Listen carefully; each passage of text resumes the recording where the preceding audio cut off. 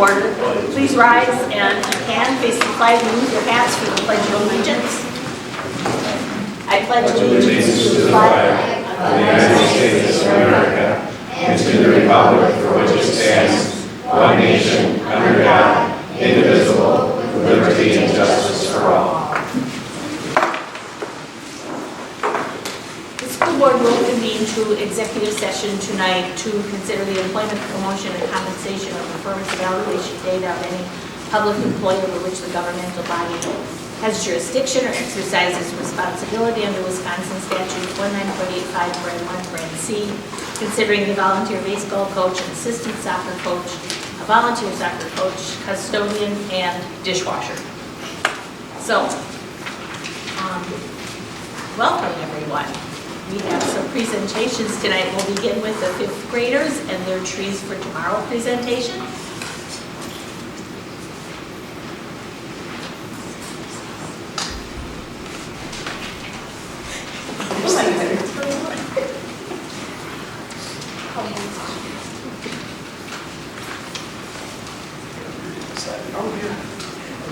So, do you want to stand outside? Yeah. Yep. Pictures.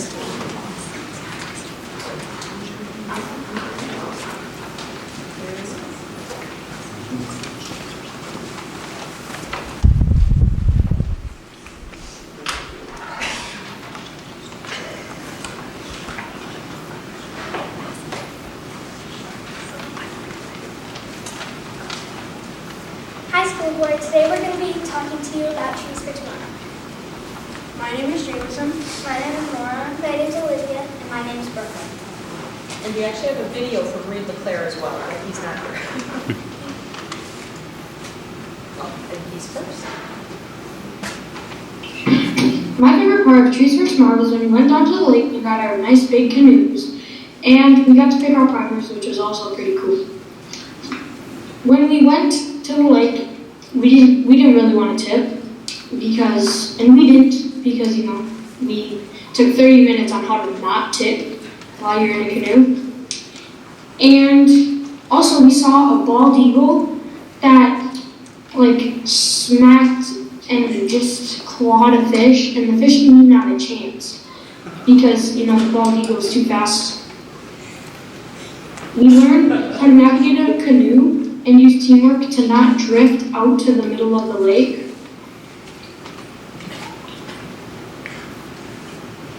We also learned how to get ready to go canoeing, like unloading the canoe from the trailer, getting our life jackets on, and getting a paddle.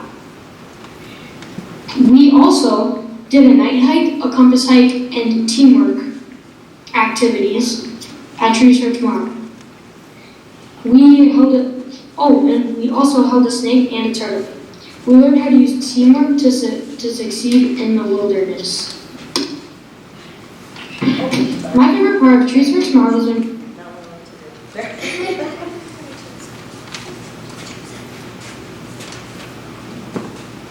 Hello, my name is Jameson, and I'm here to talk to you about Trees for Tomorrow. My favorite part of Trees for Tomorrow was when we played Bog Monster. It involved a lot of teamwork and solutions. It was fun, even when we failed a lot of times. We also did other team activities during that day. After a day, we tried it again, and both groups did way better. We also did other activities, like fire building and a compass hike, where we learned how to use a compass, which was very helpful because a lot of people might not have that skill. The other hike was a night hike, where we tested our senses. And a lot of people thought that was interesting because they didn't really know how that worked. And thank you, School Board, for letting me go to Trees for Tomorrow. There were a lot of cool things at Trees for Tomorrow. Some of the things were canoeing, the compass hike, and paper making. There were a lot of other things too. My favorite had to be fire making. We were split into 5 groups and had to find firewood in the woods by ourselves. We also had 3 matches, newspaper, and birch bark. This taught us how to work as a team and a valuable wilderness skill. After we built the fire, we boiled water. Our fire started to spread, so we had to dump all of our water out. Trees for Tomorrow was an amazing experience. We did so many fun and educational activities at Trees for Tomorrow. If I had to pick one of my favorite activities, it would be the compass hike. Everybody was split into 6 groups of 6 or 7 people, and we were sent to the bus. Or we were sent to the woods and had to get back to the bus. We learned so many valuable skills like how to use a compass and how to communicate with our friends. Along the way, we stopped to identify trees, insects, and some plants. It was so cool seeing all the birds fly overhead. One example was when we saw a bald eagle. Some of the other activities that we did include the night hike, canoeing, fire skills, and making paper. It was super fun hanging out with all my friends and learning how to have useful survival skills. In general, Trees for Tomorrow was one of the best and most educational experiences I've ever had.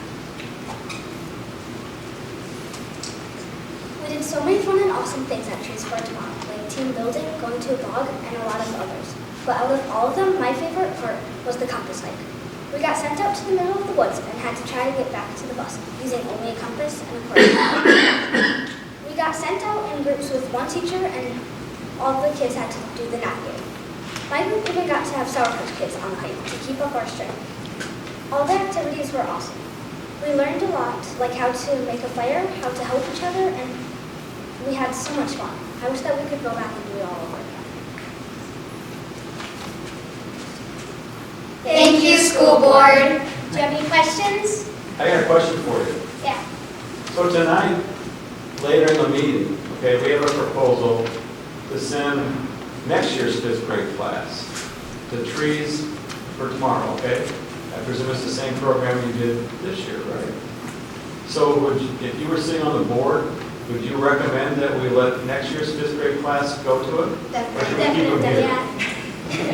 We should send them? It's worthwhile? Yes. Okay, all right, I just wanted that input. Thank you very much. Any other questions? Thank you.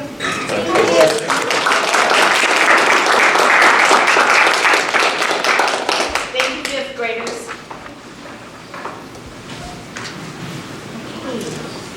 Okay. Did the teachers have anything? Do you have anything for Beth? I think it is covered. Thank you for doing it. I didn't know if you had something else to say to us. Oh, well. Yes, thank you, we definitely. No, I wasn't looking for that. Okay, very good, thank you. And our 6th grade is to go, in 3 weeks our 6th grade will go because they missed it last year, and then beginning of the school year, they missed it again. So, they're gonna get their chance. Good, okay, thank you. We'll hear from our Neola policy representative now. Would you like to introduce him? Tim Bannick is here. Tim doesn't always work with us directly, but he's one of the Neola reps that was available to come out this evening and explain why we use Neola and the services they offer. Okay. All right, thank you. How can I beat that last presentation, right? I guess my question to the board is, how would you have responded if they would say, because there's competition, you know, among grade levels, if they would have said, no, we don't recommend that going. Oh, They would have said, no, we sent us again. yeah. That was good. Okay, well, thank you for allowing me some time here. I just am here to try to present some of the features about Neola, maybe a bit of a reset because it's been a while since you did drafting when you started as a school district with Neola policies, and also to entertain any questions that you might have. I am across the bay on the other side with superintendent in the school district of Marinette, so I work with school districts that are north of Highway 29 and then also to the east of Highway 51 or 39 as it is called in some areas.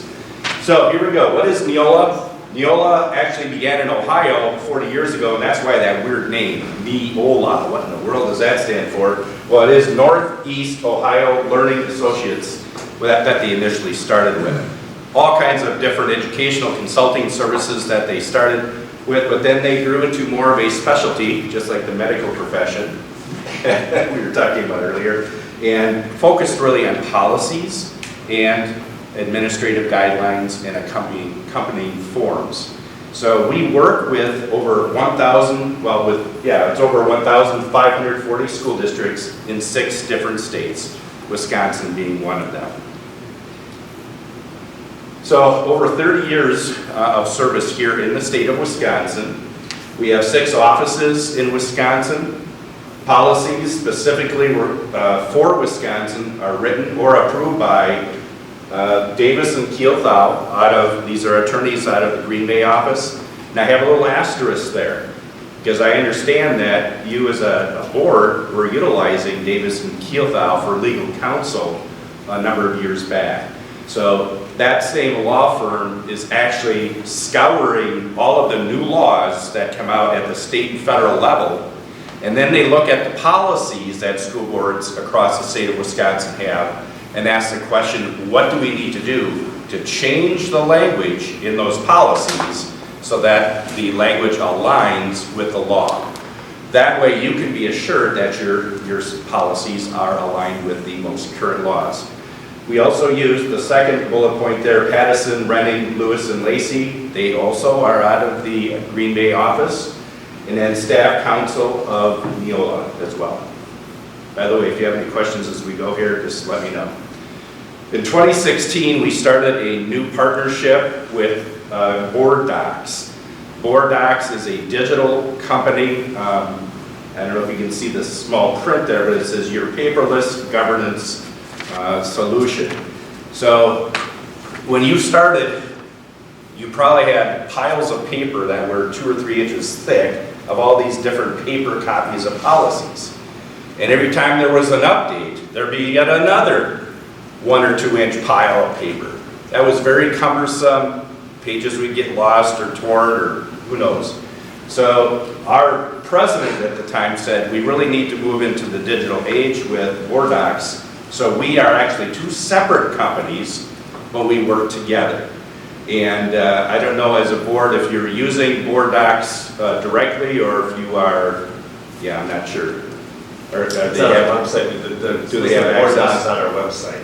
So they all have access to Board Docs and they're used to that. We don't use it when we're in a board meeting, but it's on there for the public to check on our website. Yeah. Okay.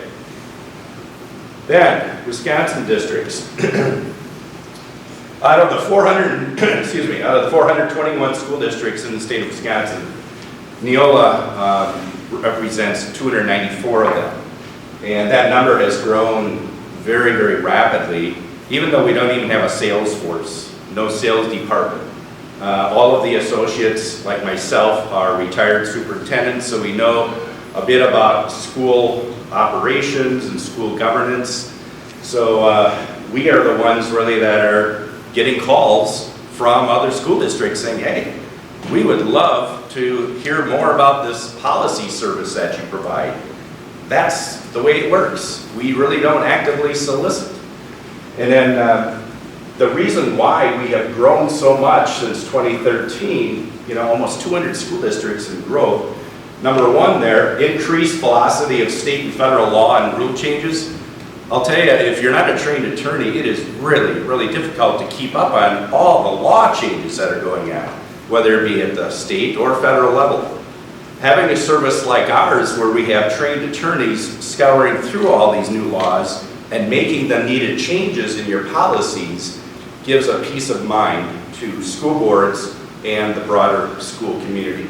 The second item there, it's an effective liability risk management tool. If you don't have language in your policies that is aligned with the most current law, I think you know what that means. Not good for the district, not good for PR purposes, not good for potential monetary damages. Last one, districts reprioritize their board administrative time. I don't know about you, Kyle, when you received your administrative degree, but I only had 1 class in school law. 1. That's not enough to prepare us to do school attorney work. So that's another big factor that schools really rely on us to do that for them. It's just, not only do we not have the training as superintendents of school districts, but the amount of time to do that work would be much more time than what attorneys are doing, because they know what they're looking for. They know how to reword things in policy language.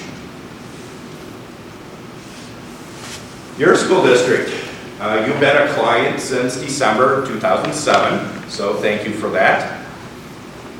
Policy updates are something that you have been accustomed to over the years, because 2 times each year, about every 6 months, there will be a policy update. So your representative, who right now is Jean Bourne, and by the way, the reason she is not here, I'm not sure if you know this, but her mother is very sensitive to contagions, and Jean is the major caregiver now of her mother. So she just wants to avoid as much risk as possible with the public. She's still doing everything virtual in terms of her work. So that's why I'm here, if you're wondering why me. I'm no better than Jean, it's just, I told her I would be glad to come in and do this. So for the Policy Act updates, the first item there, it's a proactive and systemic process to stay aligned with the current laws. The next item there, at least 2 updates per year. There sometimes will be special updates. You probably remember Title IX policy, which was about a gazillion pages long. Not the most favored policy.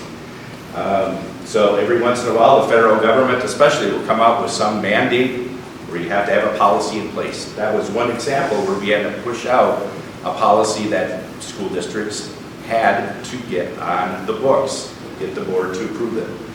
Annual posting and notice update. I'm not sure if you're aware of that, but every summer or early fall, it's usually in the summer, we provide an updated list of all the legal required things that need to be posted by you as the school district to the public. A lot of school districts call this the back to school ad that goes out in August. Well, with all the law changes that are going on, we have that listing and provide that on a yearly basis. The last item there, annual student and parent handbook update. This is something too that we update the student handbook template that we have. It may not be very similar to what you have, but ours is aligned with all the policies. So what I did when I was at Marinette is I took that student parent handbook, I took the template from Neola and I gave it to all of our principals and asked them to compare that Neola template to their current student handbook. And they found there were some voids that were actually legal issues. So they used that as a tool to help guide the development and the revisions of student handbooks, which you as a board need to approve every year. So these are some intangible things that we have as part of our package for the update service that we provide. The policy update service itself, I'm sure you're very much attuned to that, but it all starts with the school attorneys. Actually, let me back up. Sometimes it starts with you. Case in point, I meet with 33 clients, different school districts. They will oftentimes say to me, hey Tim, can you bring this idea to your school attorneys? We want to check into a new policy, or maybe some ideas for changing the language of our current policy. And not always, but sometimes when I take that forward, when we meet with our school attorneys, they take that into consideration. So when you think of that process going on across the whole state of Wisconsin, we actually have almost 300 school districts providing some input as to ideas of what they need for policies. Then anyway, our school attorneys head that up. There's an on-site visit by the Neola associate. Unfortunately, it hasn't been on-site all the time because of COVID, but that's our intent. And then we make the option selections usually with whoever we meet with. Usually it's a superintendent, sometimes it's a superintendent and a board member. And then once the initial option selection is done, we take it to either a board committee for their purview, and then going to the full board.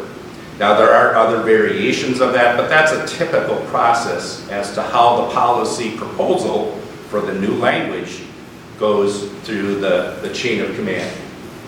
Then number 3, review by the board.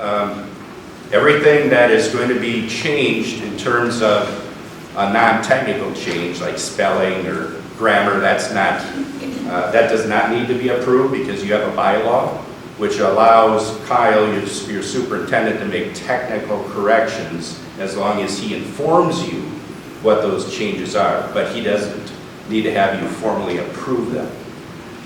Number 4, approved changes are then uploaded to the website, and that's what we were talking about earlier. You do have a public website that anybody that's a school district member can go to, or anyone in the US that has access, or the world that has access to the internet, they can see what your policies are. So there's transparency for how you govern your school district.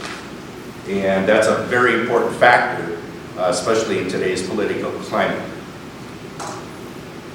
Other considerations, there are basic and advanced keyword searches in Board Docs, the digital platform. When I retired in 2016, that was before Board Docs, and that's one thing I regret about Neola is when I was superintendent, we didn't have the digital version. So if I wanted to find some policy or policies on a particular issue that was going on in the district, I had to go through the table of contents, and that usually was pretty good at finding what I needed, but sometimes the title of the policy didn't really match the issue that I was trying to find answers to. So with this, it's just like a Google search, I guess, if you will.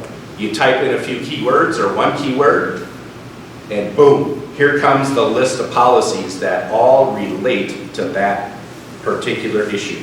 That is a huge time saver. I use it about once a week. Yeah, isn't that nice to have that at your fingertips? Right here. Number 2, I'm sorry, were you done, Cal? Or? No, she's. I would find it. I found it. Okay. Number 2, online policies are continuously updated. So yes, what the public sees is a result of what you as a board have approved as the policy update language gets reviewed by superintendent and or a board member, whoever meets. I don't know who does meet in the initial visit. Kyle, is it just you? With the updater? The update? Just for the, yeah. Let's say I'm Gene Bourne, I come in, who do I meet with? It's me and Sue, and Jerry is now also on the committee. Okay, so the committee right away. Yeah, All right, yeah. got it. Okay, so they come up with a recommendation, the recommendations for option selections, and then they bring that to all of you as the full board. Number 3, I already touched on somewhat. There is policy feedback from 290 plus other Wisconsin districts. And then number 4, a huge one there, I mean the legal assurance. To know that you've got school and trained attorneys that are behind this work, and that you can have a peace of mind knowing that that language is there to help protect the district. In that smaller printout at the bottom, I don't know if you've heard this before, but Neola will provide legal assistance if there is a claim that the district's policies do not currently reflect what is required by state or federal law. So there is some backing support by our company for that. These are the different sections. Zeros are bylaws. That's for you folks, the board. That's what indicates how you govern yourself. The rest of the district, that's the 1,000 down to the 9,000 series. Now there are 3 areas that cover different employee groups. The 1,000, administration. The 3,000, which is your professional staff, those people that need to have licenses in order to do their profession. And number 4, classified staff. Typically classroom aides or paraprofessionals, custodial, those type of positions that don't need a license. The 1, 3, and 4,000s have quite a few that are similar, but there are some that are very, very different. For example, a teacher hiring practice by state statute is different than the hiring practice for a support staff member. The termination of a support staff member is different than a professional staff member. The development and approval of job descriptions for those different classifications of employees is also different.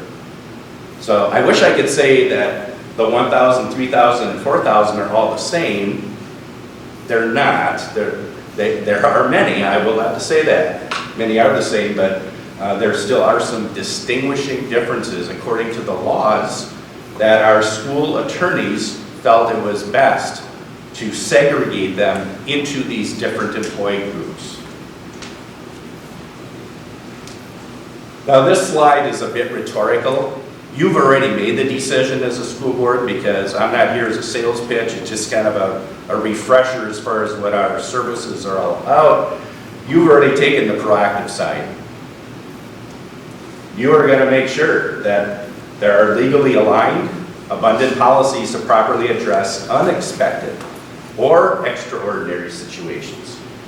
You know, that's one of the major benefits of having policies in place because, as Kyle knows, there are things that happen in this school district that he may not have ever experienced in his past.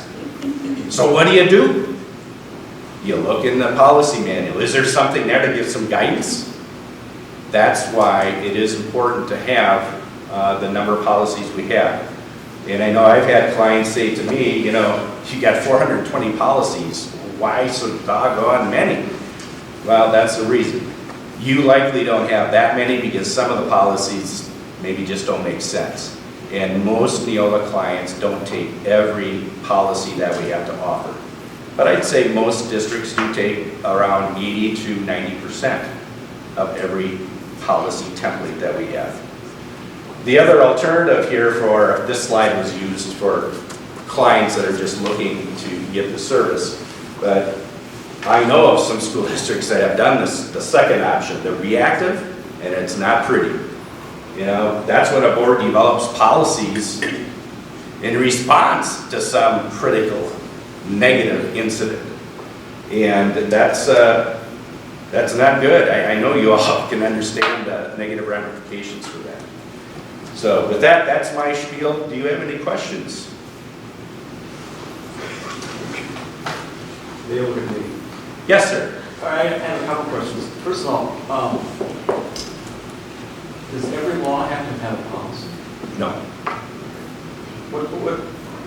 I come out of healthcare administration, so I was in it. I'm retired now, but I think it's like 48 years. I have never worked in an organization that has so many policies. And hospitals and healthcare are considered very complex organizations. We used to spend our time trying to reduce the number of policies, not to add to them. And we used to have groups that committees that would go through and flip stuff off. And I recognize the issue with legislature, but from my background, I'll use as an example Medicare. And Medicare started off in the mid-60s with 24 rules of regulations. Okay, today it's over 100,000. But we don't have all 100,000 regs in policy manuals, you know. So what I find frustrating is that there'll be a policy of, as an example, students can't bring alcohol on campus. Then there'll be another policy, teachers can't bring alcohol on campuses. Then there'll be a third policy, outsiders can't bring alcohol on campus. Why don't you just have one policy, alcohol is not allowed on campus? I mean, the paper just keeps getting thicker and thicker and it's beyond control. And does every rule and regulation of the state have to become a policy? You know? And then you'll have, as we go through our policy, there'll be a policy that we get today, and then 6 months later, we get the policy again, but with one or two words changed. And I have no idea how anyone ever finds where all the policies are, because there are so many policies. I have no idea how many policies. There's hundreds of them. 420 in the template. Yeah, I suspect we have all 420. But, I mean, why, also, do all policies have to go to the board? Because in most organizations there are board policies, and then there are operational policies, which the CEO or the superintendent is responsible for on down. So the board doesn't have to look at every policy, but that has been told to me that we do. And I also serve on the NWTC board, okay? I've been on that board 12 years. I probably have seen no more than a handful of policies come across the board's desk. So they must be, as a state organization, state education organization, they must be required to have a lot of policies too. But all those policies don't go to the board of directors. So can you help me? Because I am really lost in this area. Okay, well, in our service, we do have our policies, and yes, there are a lot, 420 possible, or maybe a few less or more now. Support, the policy is really for you, the way we have it set up, as a board. Those are your dictates or mandates that must be observed for all operations in the school district. I think what you're referring to in your example about procedures, for example, instead of policy, we then have a set of administrative guidelines that go through the 1000 series to the 9000. So we don't have any for the bylaws for you as a board. Those are your own procedures that you could develop.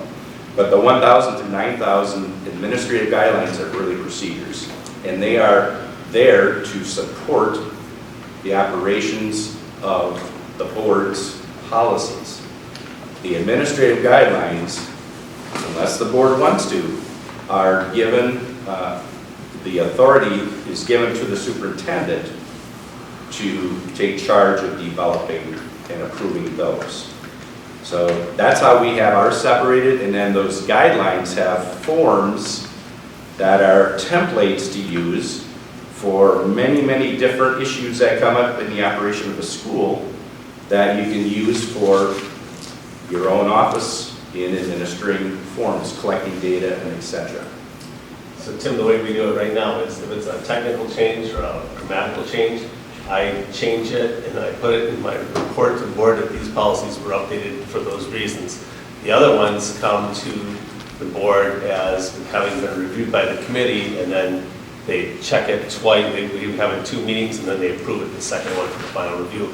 And when they have that batch of policies, if they want to pull one out to discuss it and not approve it in the batch style, we can, and then that one we analyze and make decisions on as a whole group. I think it's about as efficient as we can be. That's what I'm trying to say.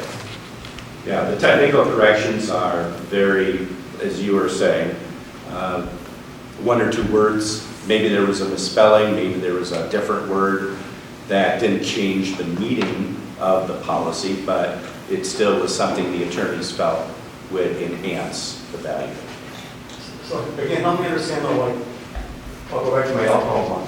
Why can't we just have one policy, alcohol is not allowed on this campus? Why do we need 4? You're the client, you can do whatever you want. However, if you do that, it's going to take more time, in my opinion. I think it would take more time to sort through the new updates that come in. And sometimes there may be a I think going back distinction. to your operation, why would you make 4 policies that say the same thing?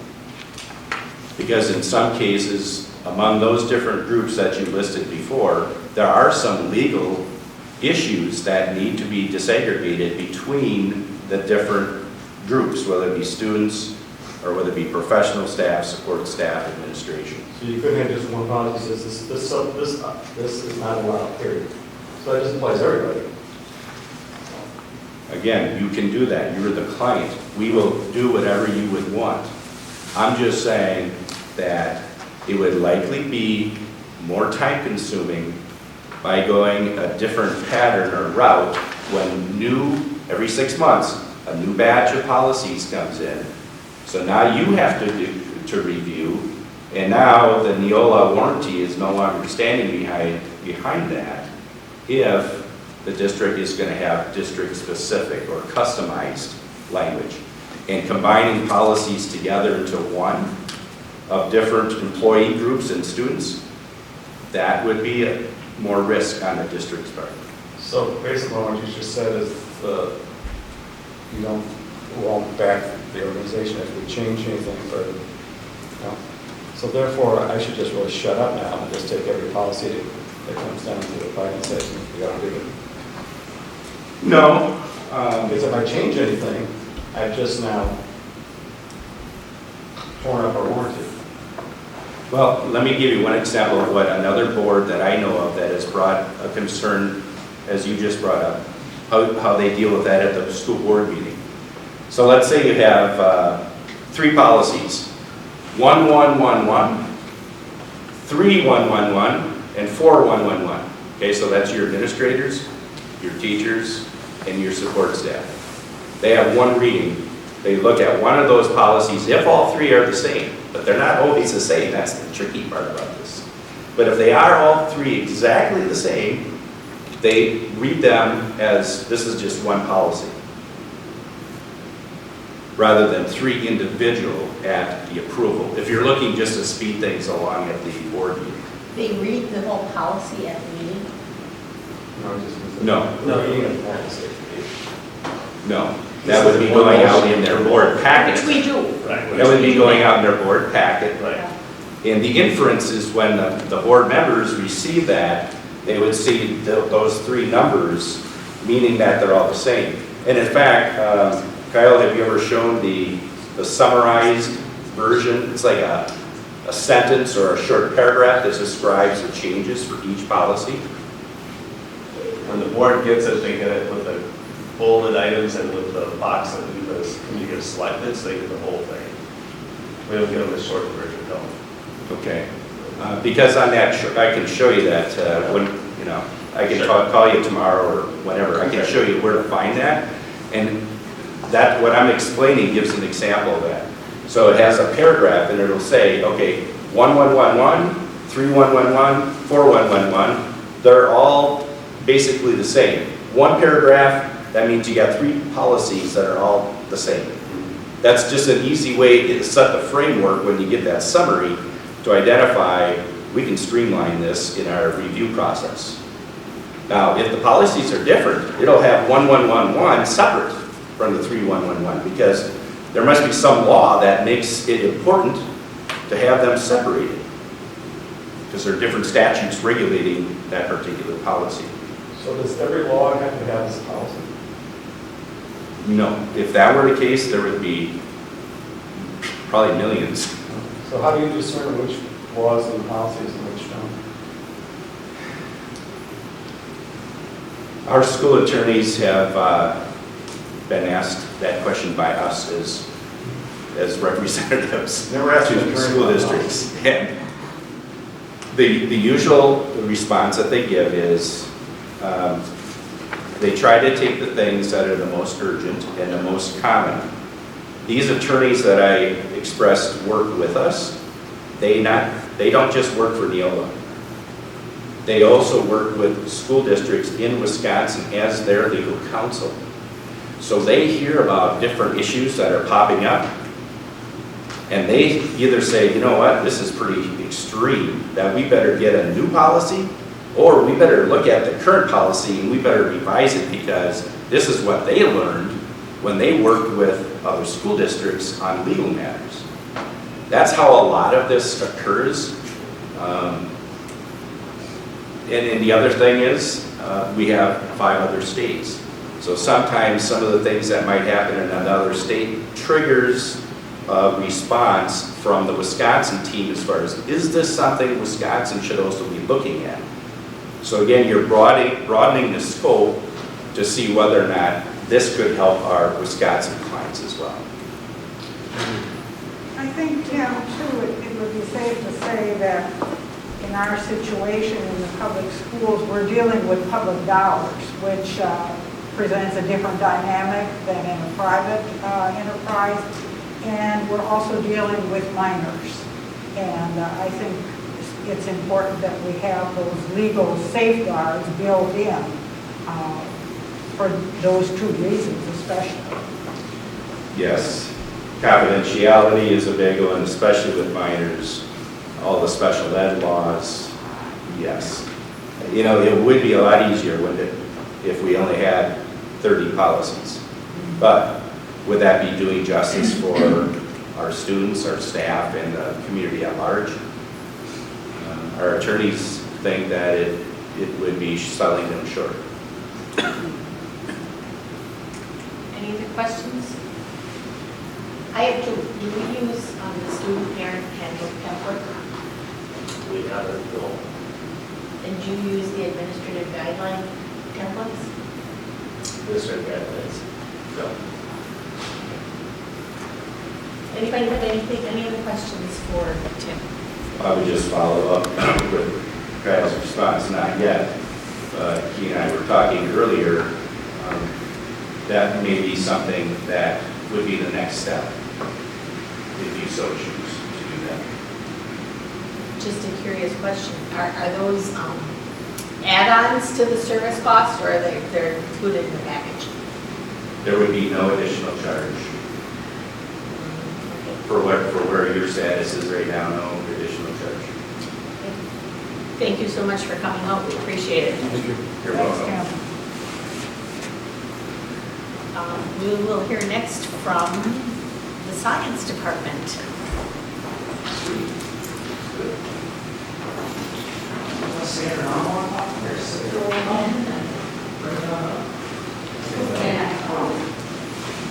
Supportive. Thanks, you.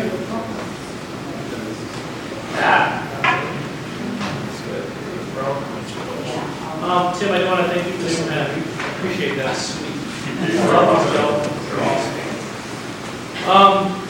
Cool. Hey, everybody. How we doing? All right. Sweet. Good. Thanks for having us. We do a lot of cool stuff. We could stand here all night, so just buckle in. It's going to be a while. I was going to have Janelle blow up some stuff to really get you guys hooked and stoked on stuff, but the carpet's new and then it's just a big mess. So. Could you do some basketball for us? That would be. It's honestly all in the editing, so seriously. Okay, we'll be kind of brief. We'll just introduce ourselves as we're talking about our specific section. I'm Jason Margraf. I'm high school science. I'm the science department chair currently, until I sucker one of these guys into doing it. Here we go. This thing, you probably can't read it much. On the left is like the science experience that we all had. This is like the drill and kill, the sit and get, like, here's your bucket, we'll fill it for you, go learn your science, it's cool. The right-hand side is like where we are going now. This is you'll hear lots of jargony stuff tonight about inquiry, and phenomena, and wonderment, and I like to call this the thrill and chill.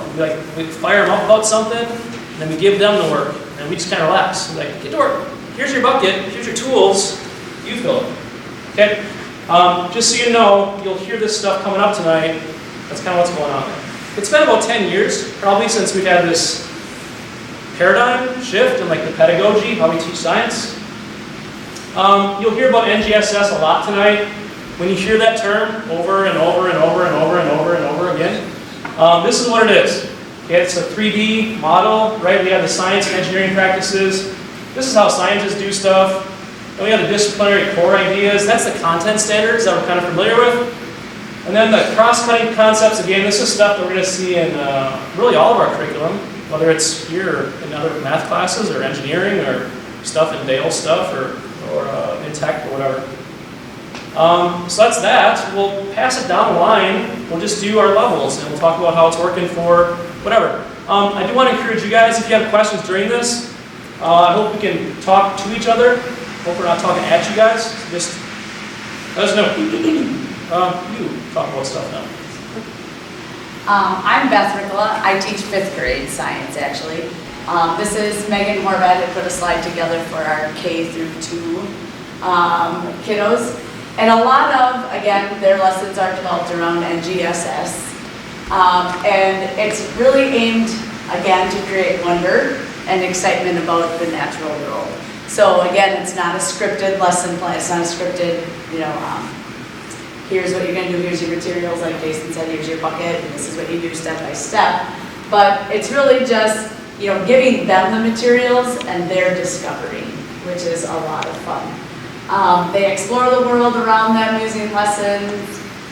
They use a lot of questioning. Questioning is really big, whether a teacher gives the question to the kiddos and now you solve that. And we do a lot of writing. There's actually in those cross-cutting standards, there's a lot of writing in their curriculum as well.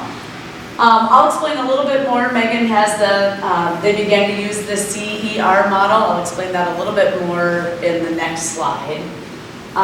So some of their examples of their explorations and activities that they do in the younger grades are noodle towers, solution to classroom problem, water bottle holders, tools to reach the soap. So, here's your problem, here's your question, now you come up with the solution.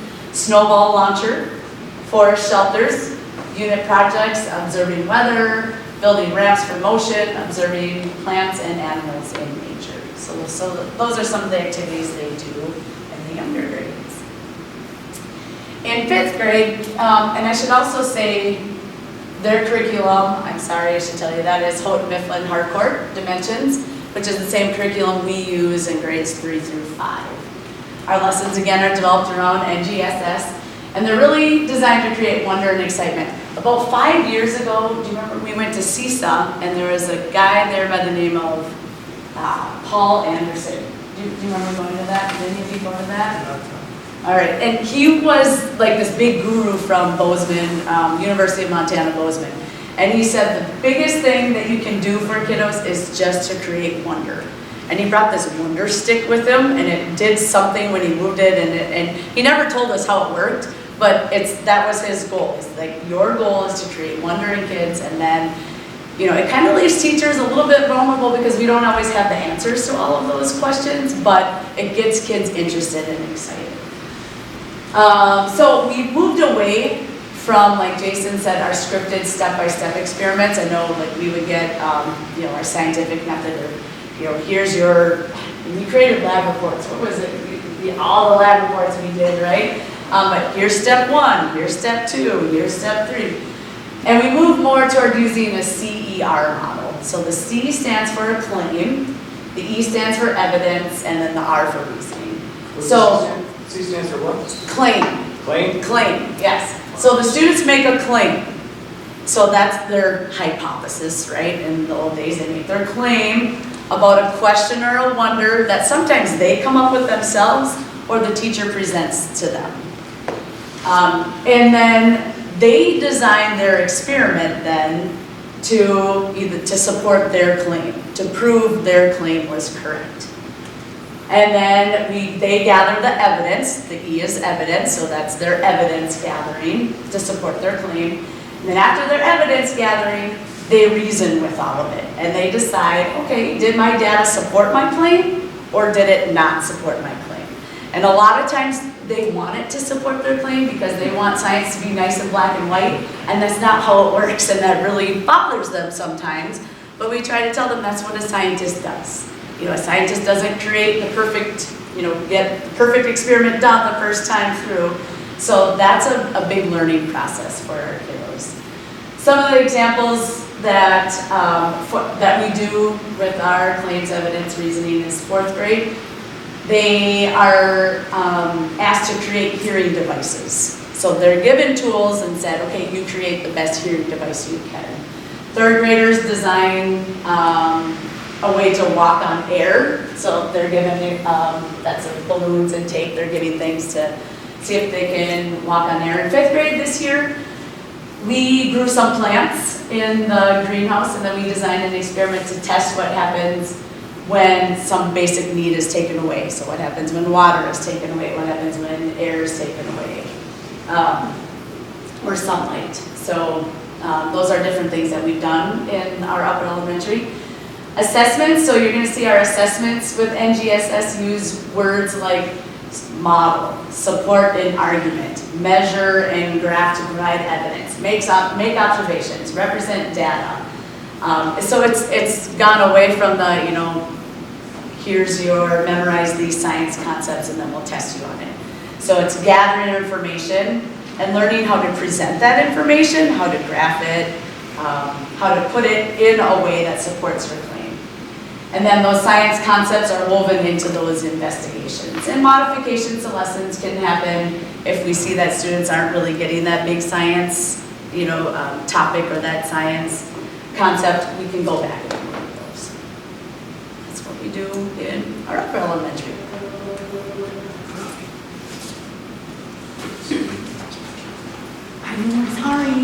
Hello, I'm Chad Resloff. I teach 6th grade science as well as social studies. I'm speaking for Lynn Cotty too because she is not here today, but she's the 7th and 8th grade science teacher.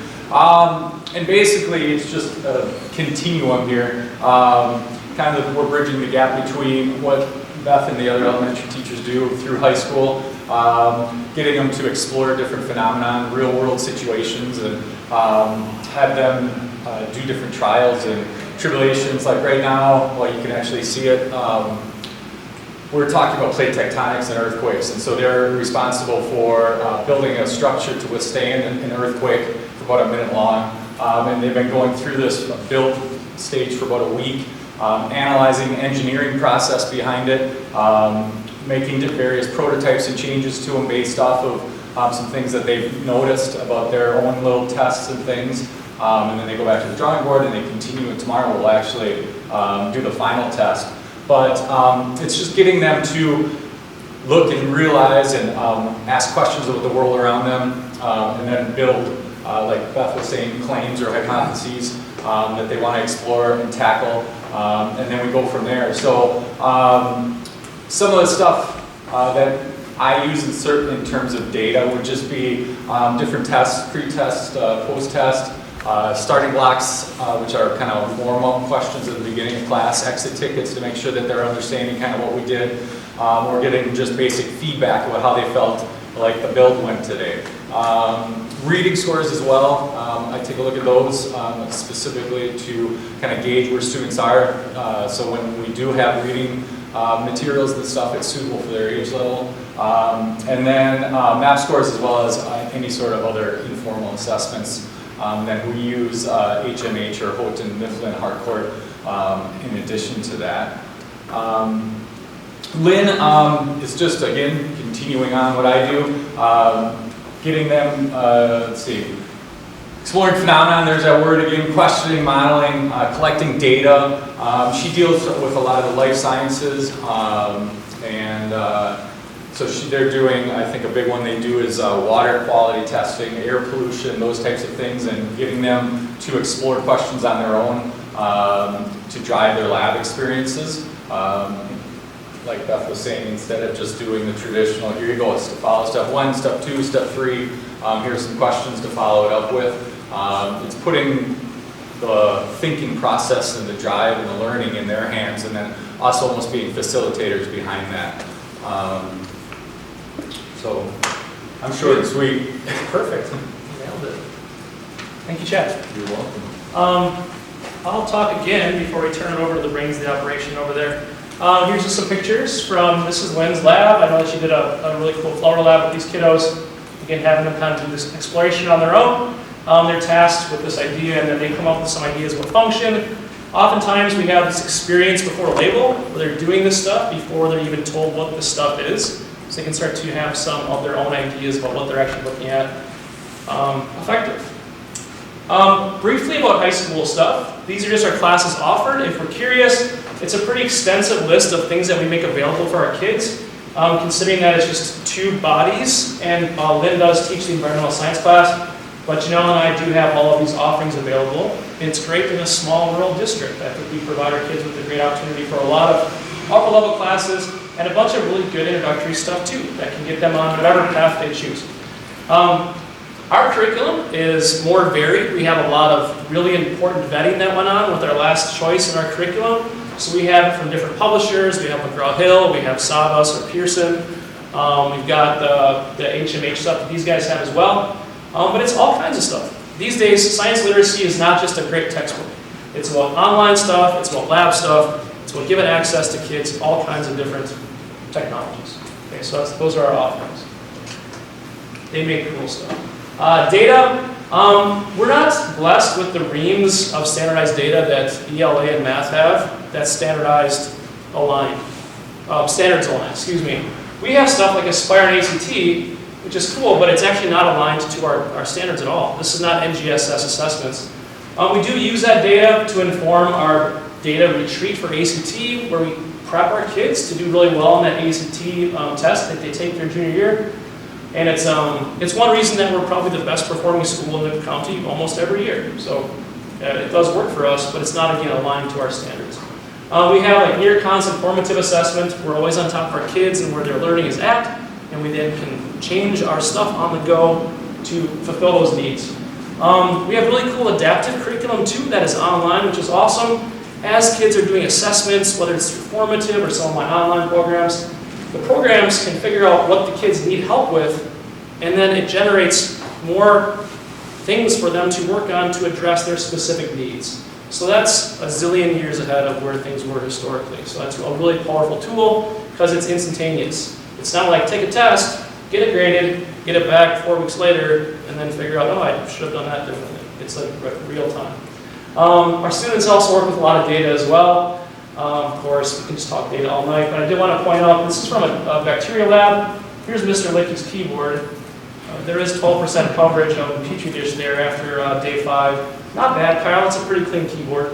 Yeah, it looks like you're sanitizing. I've been washing my hands a lot. Yeah, no, we appreciate that. Keep that up. I would not want to touch the girls' locker room bubbler, apparently. That was up there a little bit. Just some more talking points, and I'll try to be quick. We try to maintain good vertical alignment. That means like stuff between the stuff that Beth is doing should cover stuff that should lead into what they're doing in middle school with Chad and Lynn. That will then be revisited on a level between myself and Janelle, and then we'll find more depth there. We spent some time a couple summers ago making sure that we're appropriately and vertically aligned. We haven't heard yet about this gradual release of responsibility. That's important for us as well. Basically, these kids are given tasks at a little person age, and by the time they get to us, they're doing it mostly all on their own. If you were to walk into Janelle or my class on any given moment, on any given day, there's a really good chance the kids would be doing all of the work. It might look like the teachers are just kind of sitting there. It's because the kids are they're doing the work, and that's what we want to do. So that's that release of responsibility. That's like the golden standard, to let them get that stuff going for themselves. We continue with CER stuff as well. They're familiar with that format when they get to us. Diversity in teaching practices. We have lots of EL kids. We have lots of kids that are at a different level. We have special needs students. Science is awesome. We want kids of all levels to be able to access it. We can't just dumb it down. We try to give them different ways to access it.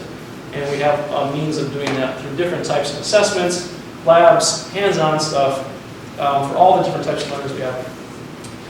We do collaborate with CISA 7. We had extensive training last year through half of the year with different observations and then some summer training, and that's been very helpful for us.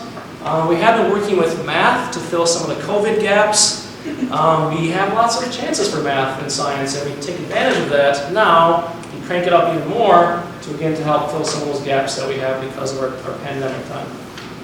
We clearly have a cool new space. We've been killing it in our new labs, and we're utilizing all the space we can. And I'm just happy no kids have fallen off the desks yet, because they're higher now. And the floors are rubberized, which is good. They'll bounce, so it's pretty cool. That's that. Janelle, thank you.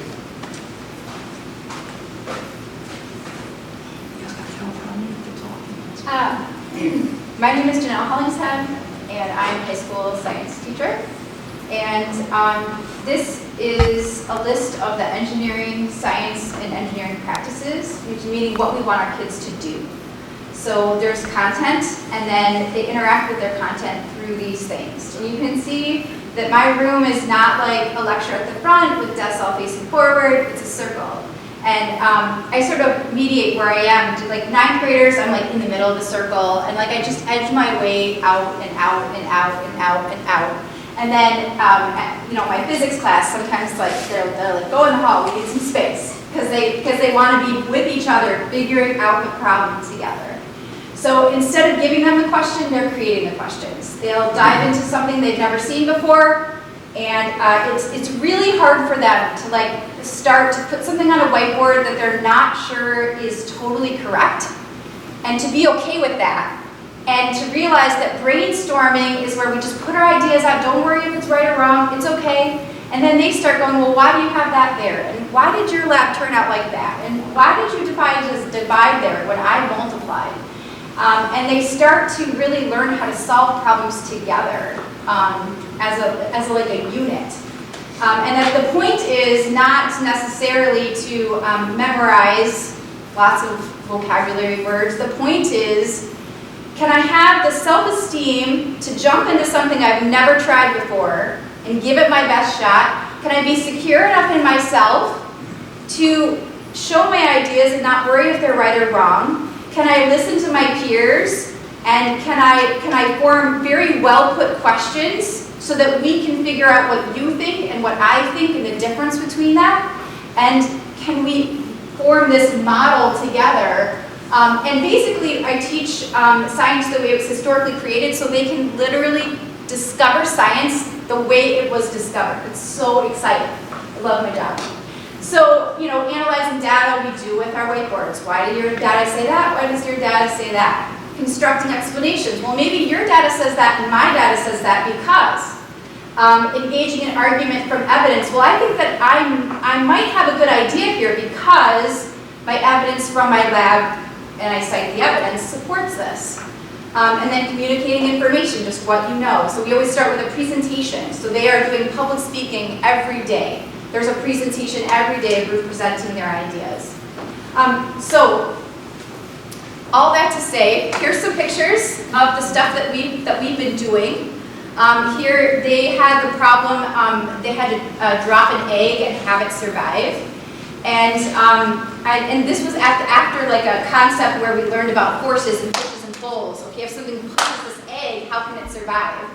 And these kids right up here with their little contraption, this is the contraption they made. They were so proud of it. They had like this rubber band to try to elongate the time of collision. And I looked at them and I said, girls, you guys are engineers. And they got so excited that they wanted me to put this in the display case, which I did. And then they made this little tag themselves that says, future engineers, Bella, Dasha, Naomi, and Ella. This is why I come to work every day. So we dropped it out the third floor window, but then there was snow. They decided that was too easy for the egg. So then they decided they wanted to do it in the atrium. And they liked to like name and decorate their eggs. And then this is chemistry. And we were doing these little mini explosions here and with hydrogen and oxygen. And then by the end, they realized they got the loudest pop when it was 2 parts hydrogen, 1 part oxygen. And oh my goodness, how do we know water is H2O? This is how we know water is H2O. And so they get to like, you know, I know the end game, but I'm presenting stuff that will get them there. And then in physics, they had to decide where in this ladder they were going to drop a string connected to a spring connected to an egg. And they had to do calculations that we had derived by previous labs to figure out how much string to add so that the egg would just touch the ground without breaking. And it was super dramatic and super fun, and we got many groups that got their eggs just touch that ground. So, science and engineering. Oh, and I use this program called Formative that helps me use data from students to adjust my teaching. So I go, how do you feel about elevator problems? I'm ready for the quiz. I need more practice. Oh, I'm ready for the quiz. Okay, we're gonna have a quiz soon, guys, because you've decided. This is an example of what I can see when this is the elevator problems that they're working on. And of course, I can hide their names if I want to. But I can see what all of them are doing at like real-time moment. And so I can go, oh my goodness, this, you know, I need to check in with these kids, and I can really have a good sense over when it's time for assessment and when it's time for more practice. I also just ask them too sometimes, do you want to do more whiteboard problems, or do you want to go into individual practice? Or is it time for a quiz? You feel good and we're ready to move on. So this is really vital to what I do. Okay. Okay. So next slide. Oh, any questions? Any questions? So I just have a question. So you back into things like periodical table and physics equations and that sort of thing. You don't address them directly. Like, you know, when I had science, sure, we learned learn a periodic table, and we learn, the equations in physics, and we learn some organic chemistry and that, but you seem to be backing into that. Is that the method you use? Yeah, the cool thing is like they start a unit with something that they're curious, that they can be curious about, and then unlike us, where we were given the equations, like these are the equations you're going to use, they derive, they create, they come up with every equation with a lab that they created, which is amazing and so much fun to see them own those equations, and because they make those equations from labs that they created, they know what situations that equation is good for and what situations that equation doesn't apply for, which is super important for understanding equations. And then we do something at the end, which is a practicum, where we use those equations to solve a problem. So you think they're adequately prepared, let's say they go on to college and, for instance, organic chemistry is something that just is still engraved in my mind yet. Yeah. But you think, this method adequately prepares them for taking classes at college level? Well, I've gotten some students that are in college right now that are doing well, so that's good, super. Right. And they learn all the same equations and they can solve all the same problems that we solved. They just get there a different way. And in a way that I feel is more impactful, and in a way that instead of just learning about science, they are scientists and engineers, during the process. But all the equations that we learned when we were kids in school, they not only learn, but they create themselves from labs that they create. How do you have time to do all of this? It turns out if you teach students to be really self-sufficient, they learn material faster than you ever dreamed because they truly understand it. And so at the beginning, like with my 9th graders, it takes a while to kind of teach them how to do this. But once I have them again in chemistry and physics, they are just zooming faster than I was ever able to lecture before.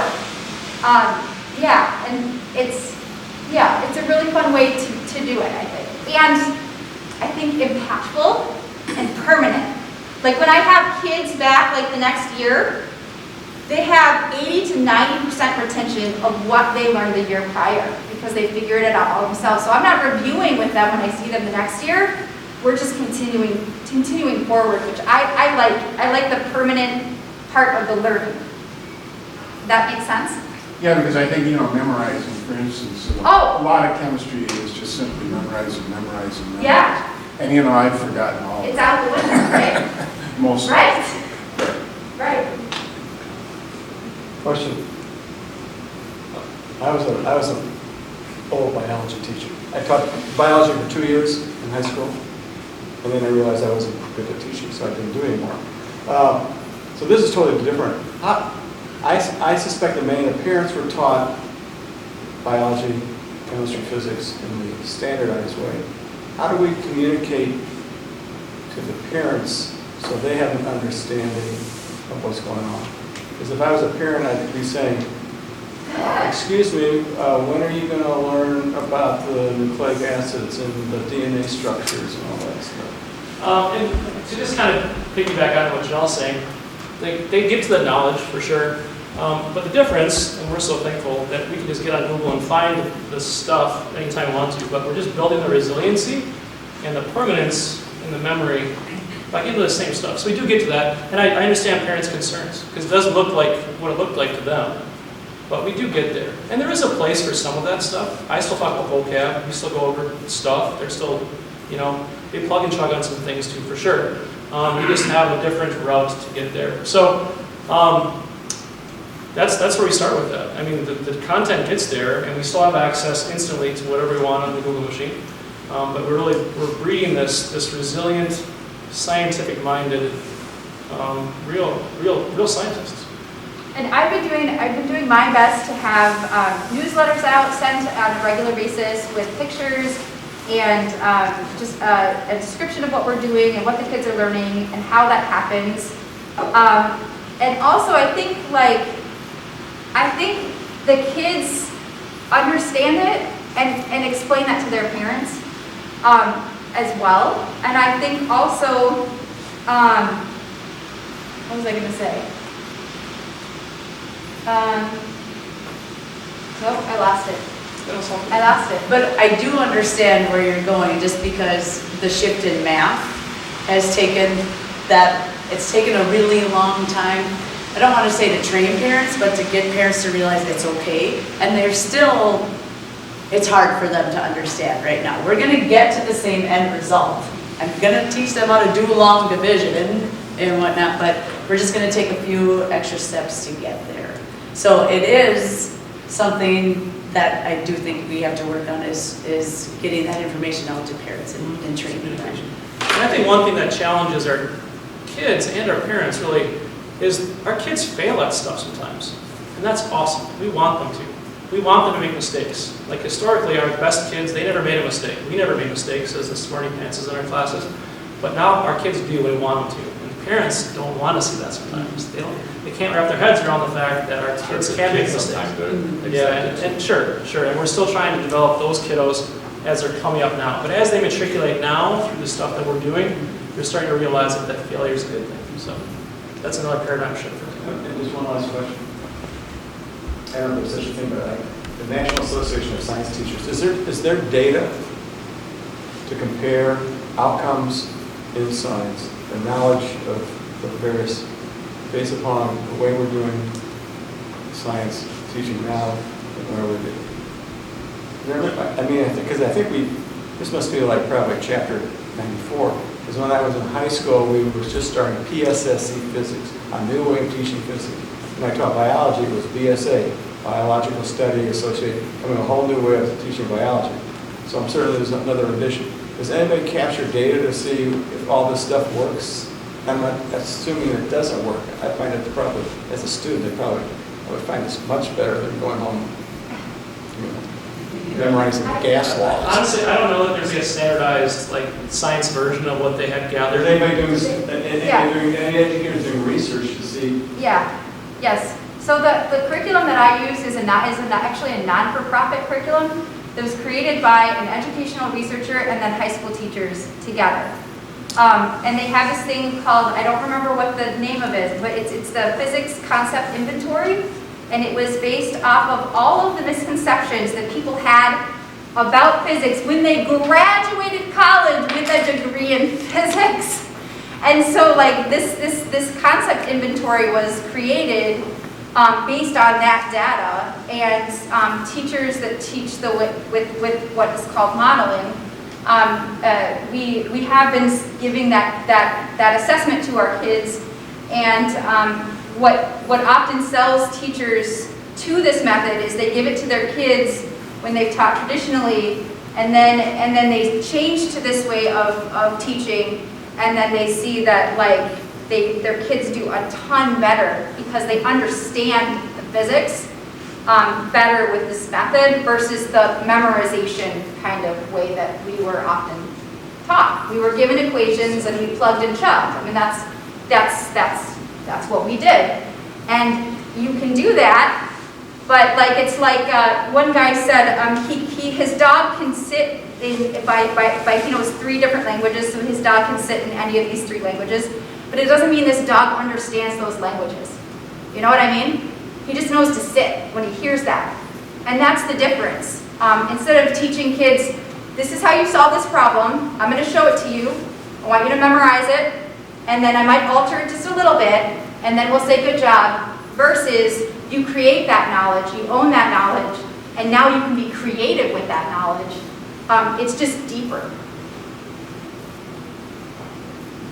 Any other questions? Lisa, do you mind if I ask? Do you see more excitement in science? Because when I was in school, I hated it. From elementary all the way up, I took my one required course in high school. I got good enough grades so I could continue to play sports. I hated it. What you guys are talking about now, it's like, man, I want to go back and do science. Can I go back and start in 5th grade and work my way up and do science? So do you see more excitement about science than what you did before? Yes. I mean, I've been at this now for 19 years. And we kind of started off doing that stuff then, but I've seen the paradigm in my teaching career, and it's fun. Like, we like it, the kids like it, they're engaged, we have relationships. Like, it's still teacher to student, but we're still all peers in science.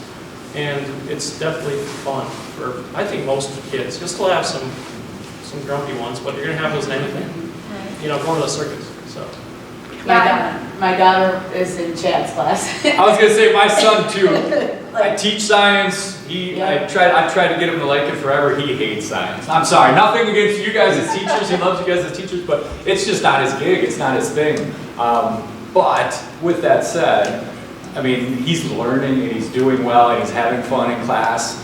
I gotta sit there and pull teeth to get it out of him, but he's liking it. So you're gonna have a small percent of kids that just aren't geared to it, but I think as a whole, they're definitely, I'm sorry to talk over you. No, but see, my daughter Sadie's in his class, and she had a chance to skip school tomorrow to go watch Gibraltar play, but she wants to be at school because she wants to present her science thing she's doing tomorrow, so she's really excited about it, so. I can say, Logan today, he just got so excited over, like what sugar looked like inside of, like under a microscope, and so he was like, whoa! It's so cool to see that, It's yeah. part of an exterior. You know, and then to be like, well, yeah, we're gonna learn about why that looks like that under that microscope. Yeah, you'll have some kids like that. But I do think kids do enjoy it and they look forward to it, and we try to do our best to get that excitement out of them and leap into it, even though there's some fear and hesitation. I would think that particularly with the grade school, really gets excited in a non-threatening. That's a big part of it, you're right. We try to maintain like a low stress environment to still be able to like, again, have this kind of trial and error stuff, but without having no judgment. It's a safe place to make mistakes. Any quick things? Did you have something? Did you have, no. Do you still let kids take the periodic tool and play with it? Yes, that was so fun. No, it's the only part I liked. We played it all. We are so not allowed to do that anymore. We are just like the hazmat team and shut down the school. I'm pretty sure we're getting in trouble. Okay, I think it would be fun to come back to school because you're all fun teachers, but I think science is way hard now. It's still hard. It's still hard. It's difficult. And the last, older daughter. Yeah, it's difficult. Yup. yeah. And the last thing, in case you don't watch Pioneer News, I asked Jason about basketball because on Pioneer News he's known as Money Margraf, and he does trick basketball shots every week. I think there's got to be a little science involved in those. It's all physical. So, thank you so much. Thanks for having me. Appreciate your time. Okay, did we have any guests signed that wanted to speak? Yes, Mr. Wanger would like to speak on a agenda. You can go right from there. Wherever you're comfortable. I don't know if I'll ever be comfortable. I never thought I'd be here. But I guess, first of all, my name is Eric Langer. I've got a student here in the 8th grade. We actually, what is it, Doc? We took a year off. I homeschooled my kids during the 7th grade year. With all of the different rules and regulations that came about, a lot of them I just wasn't comfortable putting them through. And there was also some things that I realized when we had the half year off, that some things that I was lacking doing as a father, or paying attention to what was going on with my son, how he was learning. And, when he was, kind of thrown back into the house, full time all week long, you start to notice things that, you're maybe not satisfied with. And I could point the finger at other people, but really it's, coming back at me and what I was doing. So that 7th grade year, it was really important to me to get into his mind and change the way he looked at things and how he approached life and how to become a man, I guess, and take responsibility and then see, I really pushed, I wanted him to see a lot of the hypocrisy. I'm not speaking of individuals in this room, I'm talking about like higher level, where all this information comes from, because the truth comes from the same place the lies come from. They're all birds of the same feather, We're just kind of, we're the one that's, has to shout each other down and try to convince the other who's right or who's wrong, when really we've all been betrayed here, you know, and I guess I identify as the group of people that just wants to really just move forward and see some of this, you know, medical, you know, rules and things kind of go away from the school. I understand that in the past, you know, there's always been a place for it because, you know, there's always been school nurses and things of that nature. But I think now with the testing and the forced testing and some of the, you know, it's like the dangle the carrot, you can come if you do this or if you do that. My son's been quarantined 3 times now this year for close contacts, and he's never been sick yet. And, you know, he obviously has the option to stay or go home, and we've chosen to stay at home because the reality is if there's a threat to him or somebody else because of someone who's been around, like, I'm not, sorry, I don't have a problem with it, but I'm not going to put my faith in a, you know, some mask that clearly says on the box does not stop respiratory illness. I just don't, I'm not into the thing. We've got a 3-minute public Oh, comment. then I'm thing, done. So you've got to I'm get it, done. so you got to get it. Oh, okay, all right, I'm sorry. I just didn't know wanted to the give you a rules. warning. Yeah, and I wasn't here to try to convince anybody. I just wanted to let you all know that we exist out here. Like, we're a small minority of people now, you know, that just it's not that we deny that this is going on. I've actually been affected quite dramatically from it. I guess I just, I don't think it's right for him to, it's a slippery slope. Like, you know, if let's say the police someday wanted to arrest us now for the suspicion of being sick, right?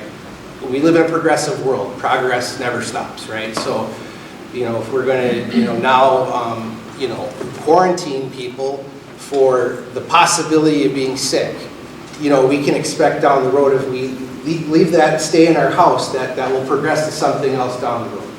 That's my whole point of it. And I mean, I could speak for quite a long time about all this, but I just hope that if you find it in your heart to make that next step to you know, do away with some of these, you know, restrictions on people, that might be one that you consider, and then putting that away for good, because it's just, it's really messy, because, you know, it could be used against somebody too, you know, like, I don't think that's been the case in my situation, but you could have a situation where a person wants to use that against somebody and say, hey, you know, because it's like a due process thing.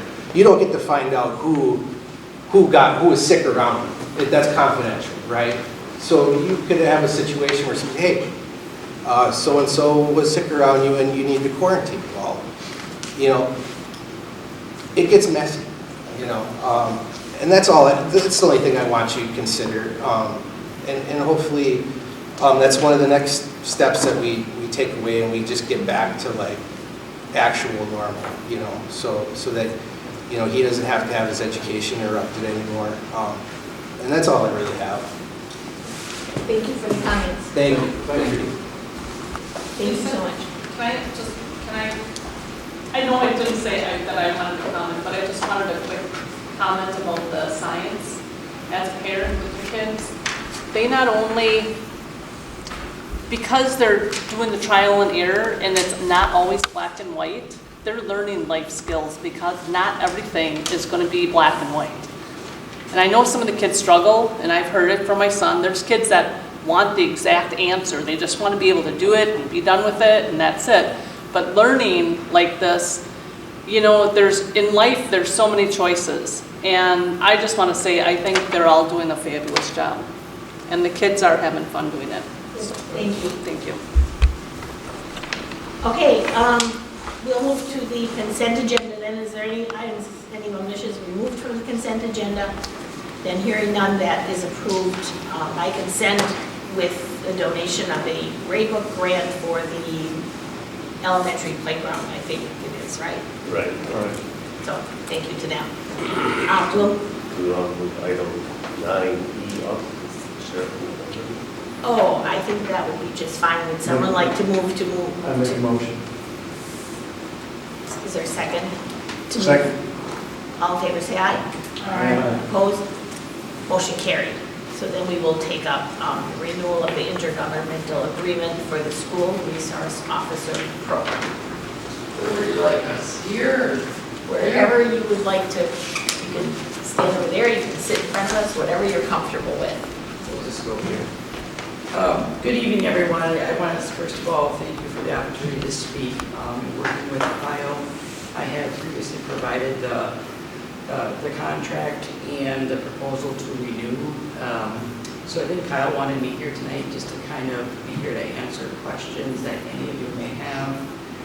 Some of the things that I would like to point out is when we approached the school resource officer program 3 years ago, which is hard to believe it's been 3 years, it was an idea for our community, and all three main districts decided to go ahead and move forward with that. So we wanted to kind of start out with a pilot school, and the program was well received at all school boards, so we started not only with one, but all three schools. So it's kind of been a learning process, I think, on our end, and a little bit, I would assume, on the school's ends as well.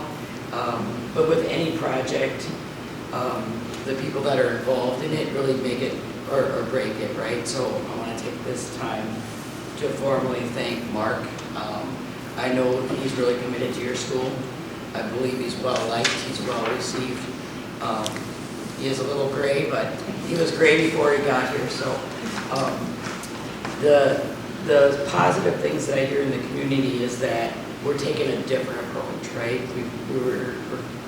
We're learning, we're growing. As a sheriff's office, we were in your school anyway. Under this new program, it's more of a proactive versus reactive. I do speak to Mark a lot about and the different SROs, and we are seeing a reduction in, community issues as it relates to juveniles, and I believe the SROs have great influence on that. They build those relationships. I certainly can let Mark speak to what those look like, but I'm here in front of you tonight for consideration to extend for another 3 years. Again, the contracts were renewed by Kyle, and I believe your legal probably. They were reviewed on our end, and we are not requesting any changes other than my finance department did review the hours worked, and when it came out in concept, it was 1,440 hours. But on average, other than COVID year, all the SROs are working about 1,600 hours during the school year. And that's the school day, school events, teachers' conferences, in-service days. Basically, whenever the superintendent wants Mark to be here, they work together on their schedule. So it's not just traditionally the Monday through Friday school days. And the slight increase in the contract is based on that 1,440 to 1,600 hours. And then also all of our deputies are under a bargaining unit, so they are big contract negotiations and they have their wage increases. So minimally, the increase I feel is fair. We're still taking the 80% school, 20% county approach. The reason I drafted it that way when I proposed it originally is that I think school safety is a shared responsibility. So, and it's just like you guys watch your budget, the county watches my budget, and but I wanted to show the commitment. So that's where the 80-20, a lot of the contracts with schools around the state, around the nation, the school pays 100%. I'm not asking to change that because I truly believe in the program and its benefits. And again, I think we're all in it together. One of the things that we have done since I was in front of you the last time is I wrote for a grant from the Department of Justice, and Door County was selected to create a youth diversion program. And basically, in a nutshell, what that allows us is to be able to have Mark and deputies on patrol make referrals to our case manager, which many of you probably know, it's Liz Junion. She used to work here. So if the young person, and it's all voluntary, if the young person and the parent agree to it, it allows the youth to meet with the diversion program case manager, take a class, get the services they need that are offered through the county. And if they do all those things and they do them successfully, there is no record, right? For us older people, when you were a teenager, if you got caught underage drinking, it's still on a file somewhere, right? When you're 16, 17 years old. I certainly don't advocate for those types of behaviors, but I know sometimes a lot of people will look at the SRO at the school and say, well, it's the police, the pipeline to prison. I can tell you as the sheriff, as someone that ran our jail for a long time, my personal opinion from experience is this is a better, way better way to approach the youth, right? Because it's positive. I'm hoping that staff at the school, we hope the parents feel that it's more of a safe environment. And I think I could let Mark talk a little bit just about his experiences instead of me trying to talk for him. Yeah, this is my third year now, and I like to think I've had some good impact on some of the students. I know I have gotten emails from some of the parents that they want me to talk to the kids about certain things. I too, I don't believe in just getting these guys citations if they do something wrong. I'm totally against that. I wanted to put in for this job, and that was what it's going to be. I want to get these kids on the right track and not throw paper at them and do something. And I think I'm having a good fight now. Yeah, we just had a very complicated case not that long ago. I got a phone call on. So for me, again, it's about the collaborative approach.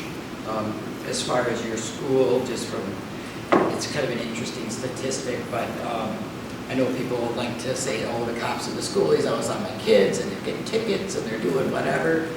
In 2021, Mark made 8 referrals to the juvenile diversion program. 8. So that tells me that he's working with the kids on your site, making sure that the behavior is changing before he moves to the justice system. So out of those 8 referrals, 7 of your students successfully completed that and are on a better track, right? And there is no program that is going to be one size fits all, right? The program is presented to the student, the program is presented to the parents, it's voluntary. If they choose not to do it and take the citation for their behavior, then they do that. And there's a fair share of individuals that want to do that. But again, I can appreciate where you guys are. I was on the school board in a different part of the county for some time. So your budgets are important too, but if you think of it this way, it is a shared responsibility, and a school at any given time has the largest amount of individuals in it, right? So I feel it's a good investment. I'm very proud of what Mark has done here, and I hope you will consider continuing our relationship for the next 3 years. Does anyone have questions for I would move to approve the renewal of the intergovernmental agreement school resource officer program. Second. Any questions? Just a suggestion. This is off the wall. First of all, you guys do a great job. Even the gray-haired guy did a great job. Well, I was on vacation, and I called Kyle up on this, and he was researching. I saw a presentation on TV on some talk show or something, and it was some educator talking about drugs in school and the importance of Narcan, and that Narcan should be provided in every school in the country because of what can happen very, very quickly in schools. And in researching that, Kyle did say, find out that we do have Narcan, I think here to your office or something. Tammy, I would just make a suggestion that you may want to, I know you have a lot of free time. You may want to get your people together and have a standard protocol throughout the schools on the use of Narcan, standardizing where it's located and how many units of it. I think maybe we have like one place here, but if he's doing something in the playground and the kid tops over down in his locker room by taking some goofy drug, what I'm saying, I think there should be a standardized protocol throughout all the schools coming out of your office or out of the program, and looking at the appropriate number of Narcan doses that should be located in the school, and have a standardized of who has control over those, so that there can be a response within 1 or 2 minutes when something really bad goes on. Yeah, and I appreciate that very. our deputies are all trained in Narcan, our deputies carry Narcan. It is an interesting concept for inside of a school. I think a lot of times it's not thought about, but we actually are trying to roll out a Narcan program in the community. We are starting with actually a jail Narcan program. That's where a lot of the overdoses occur when people get released out of jail, go back into the community. But young people, they are trying things, right? And what they're laced with and different things, we face those decisions every day. I think really, as it relates to what you want to do in the school, I would gladly have conversations with Kyle, but usually it needs to be under medical direction. So I understand. Whether it's your school nurse, Yeah, because Mark can't Our be. second step would be the nurse. Does she have it? She put his off. Yeah. Okay. So I'm just saying that happens of an element, and it's almost like a box on a wall that you break the glass and get It is, and in a lot of the larger communities, like everywhere you go now, you see AEDs. Now you're seeing Narcan stations. Right, wrong, or indifferent, wherever you lay in that issue, every community, including ours, is dealing with overdose. Right, because that issue is here in all the schools and can drop out of the wall at any moment when you don't least expect it. So we have motion and a second. All in favor, say aye. Aye. Opposed? Motion carried. Thank you. Thank you all. Could you, will he be with us for 3 more years? That's his fault.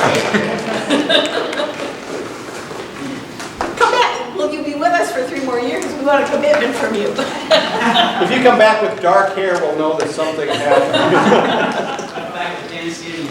We like him. So, we'll move to the administrator reports. Mr. Hiltz. Thank you very much. Just a couple highlights from my report. The first one, just to draw your attention to the 4K stagger start.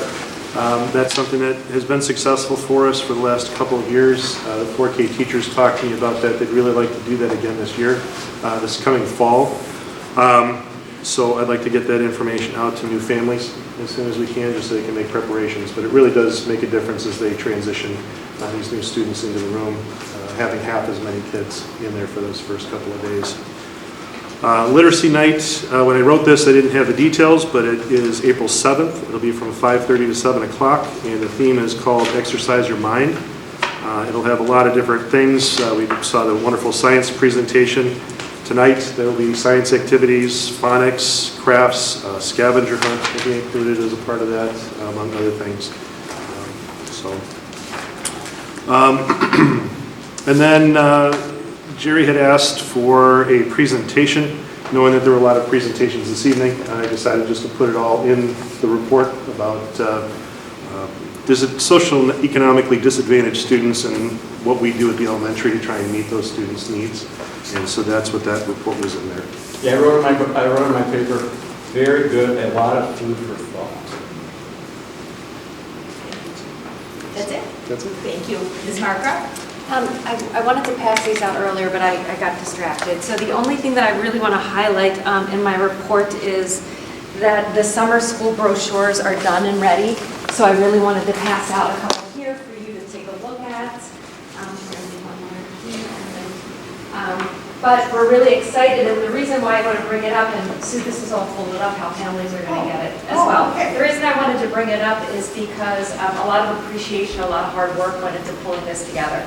So definitely to the staff who you will see that are volunteering, they're not volunteering, they want to work this summer. They want to do summer programming.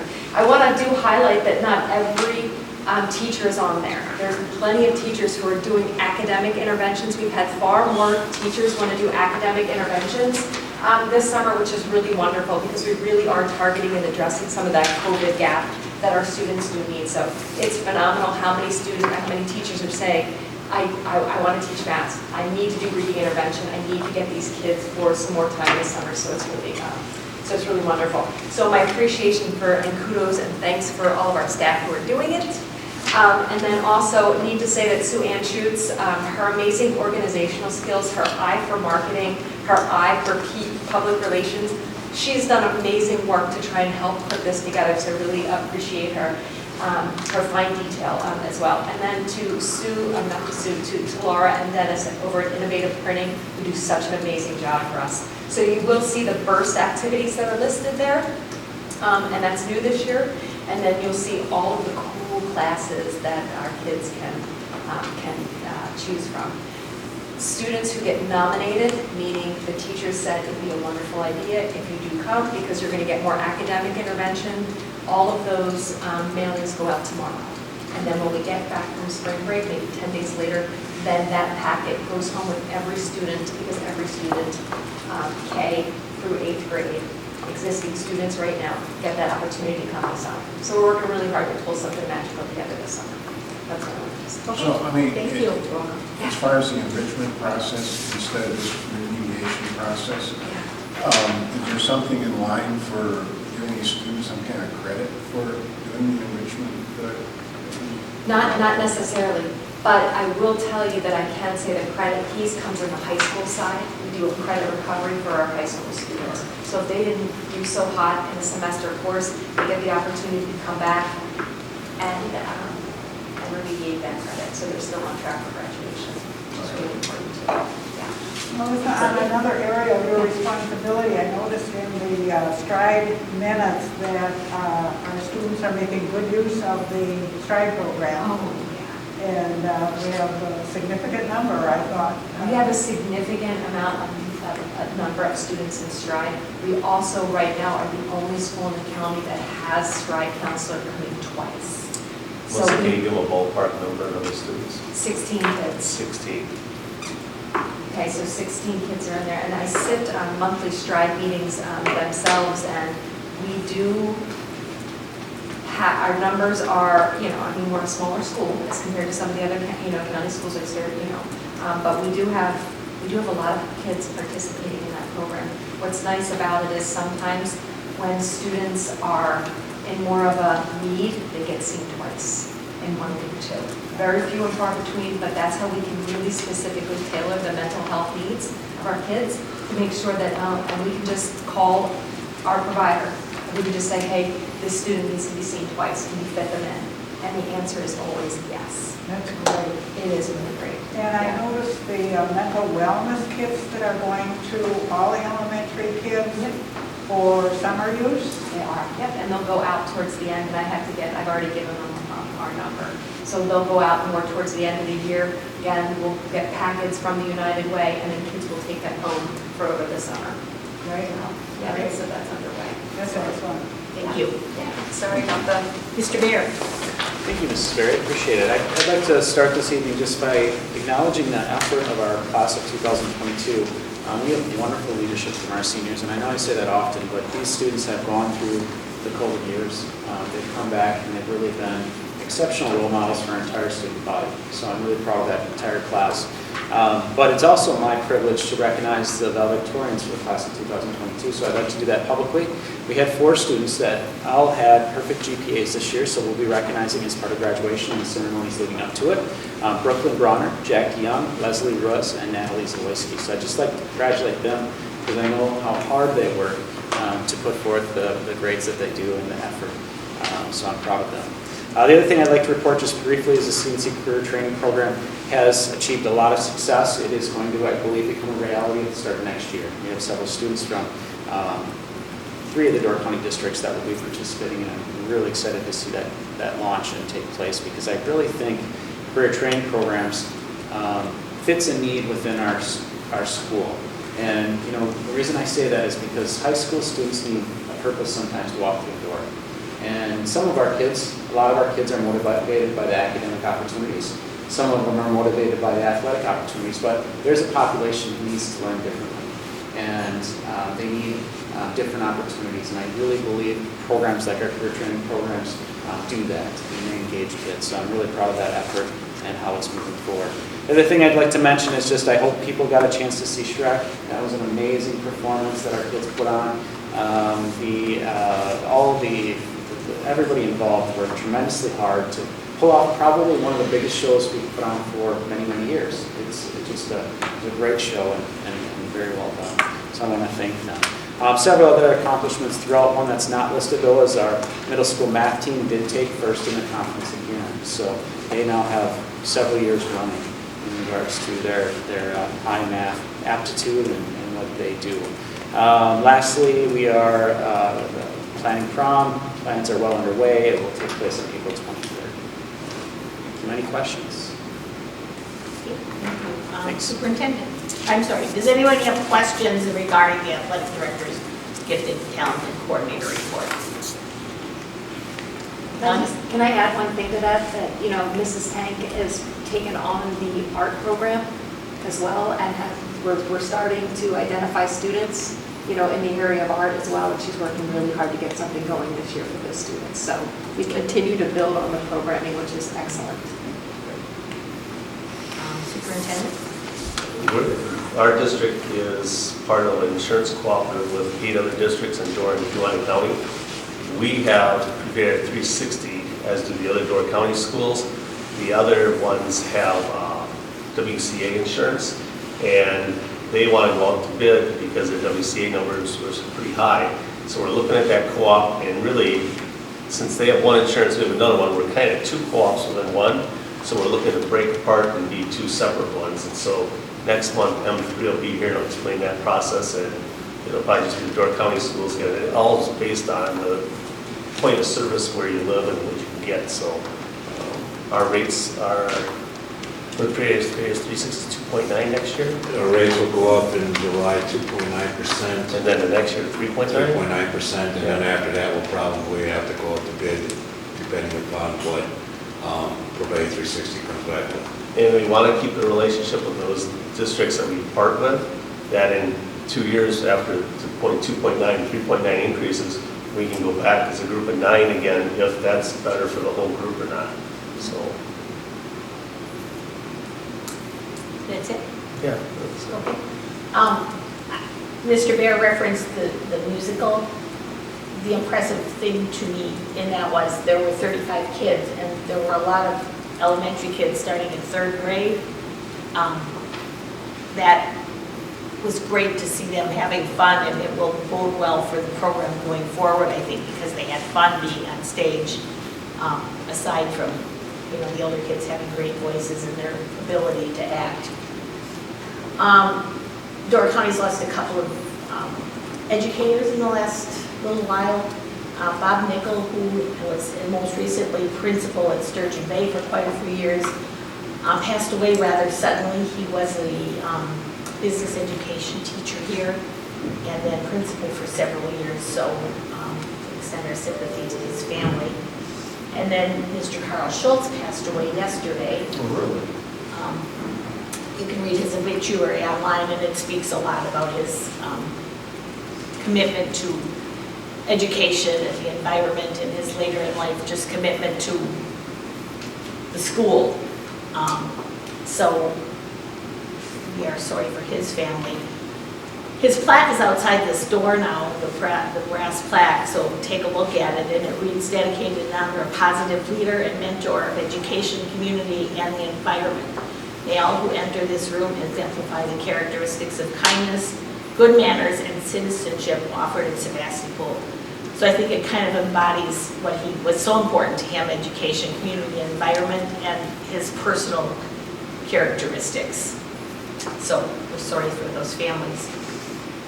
His obituary said they'll be having a service or some gathering later when the weather lines up. Committee reports, athletic committee. Dave and Keith are not here, I didn't attend the meeting. so we don't know anything.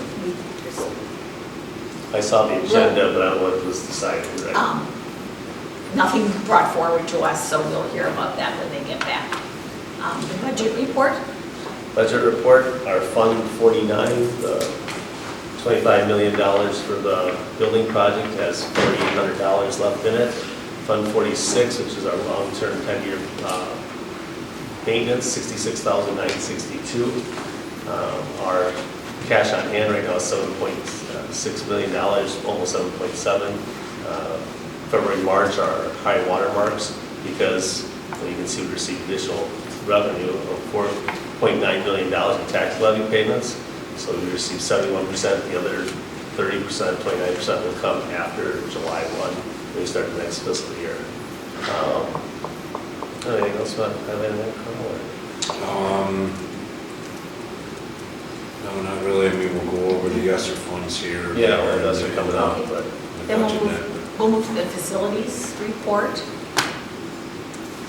The building over next week. The doors in the 1965 section will be changed over. They were ordered last May. They came in January. They wanted to install in February. It's going to take them about a week, so I said they'd wait till next week to do it. The learning stairs on the first floor level across from the guidance counselor's offices, they're going to put bars so that so a kid doesn't walk into the step as it sticks out. It'll be a double bar, or a blind person would feel it and move out to the outside. And coming down the steps, they're going to put, by each landing, they're going to put railing perpendicular to the current one going up and down to keep people on the office side going up and down, and to break that up because those steps are so small, we don't want to take a misstep there. What else in the building? We did a lockdown drill. Was that last week, Thursday? Yeah. And we found out when we hit the panic button, the doors that are automatically supposed to shut do not shut. So they did an override for that. So the alarm company's coming back out to work on those. That was our first lockdown of the year. And what else about the building? I have an idea about the building. Okay. And the athletic. The field project, Bray did a final drawing last week. They submitted it to Myron. Myron's going to review it for a couple of weeks and then send out the bid process. And bids will be due in the middle of April. I've requested that the bids be sent to the school, either email or sealed envelopes. Had a couple of local contractors that said they'd like a shot at it, but they didn't like the process of having the bids go to the Myron office, so they're going to come to our office instead, and Myron will come up here and we'll open them together. Oh, and I guess this could go in the building too, the field. We did sealed bids for lawn mowing this summer. Yeah. And we had 4 bids, and it was only $10. And it was $4.90 a mowing, and it was, I can't remember the company. But all 4 were local, but there was 4 sealed bids, so we have that one. I'll email you that, I can remember the name of the company. Okay. They provide the equipment. Yeah, they provide everything. They come here, they drop out the trailer and mow and go, yeah. So. Okay. Any questions for Mr. Lukey on any of those? Legislative report? Yes, the legislature has adjourned for this session. Prior to adjourning, the Senate sent a large calendar of bills through to the governor. The feeling of the WASB Governmental Relations Director and Assistant are that most of them will not pass. WASB either took no position on most or opposed them because of the undue stress placed on boards and administration. There were some that dealt with charter schools, which WASB opposed as well. So I don't think there's going to be much happening there. The legislators are back home busy campaigning. And as far as WASB goes, you did all get a notice about the survey to participate, to indicate what you see as the needs of school boards that WASB could provide. The next step now is WASB will be conducting 3 focus groups. They will be virtual. There was a notice yesterday, I believe, that went out that if you are interested in participating, the first one will be held on Tuesday, April 19th from 6 to 8 p.m. This will be for school board members. Then there will be another one for school board presidents and a third one for school board superintendents. So, or school superintendents, I should say. So if you're interested in any of those, check the WASB website. We would welcome your input. This will be an opportunity to go into greater depth than what the surveys did. So it is something worthwhile to participate in. And then I just wanted to mention a couple things from CISA. CISA is offering so many good things for a variety of people. For this summer, targeting computer science in the classroom for K through 12 teachers. There's even a stipend for this for teachers, and it's free. Then there's a cybersecurity preparedness and strategies for guarding data privacy. That's free also.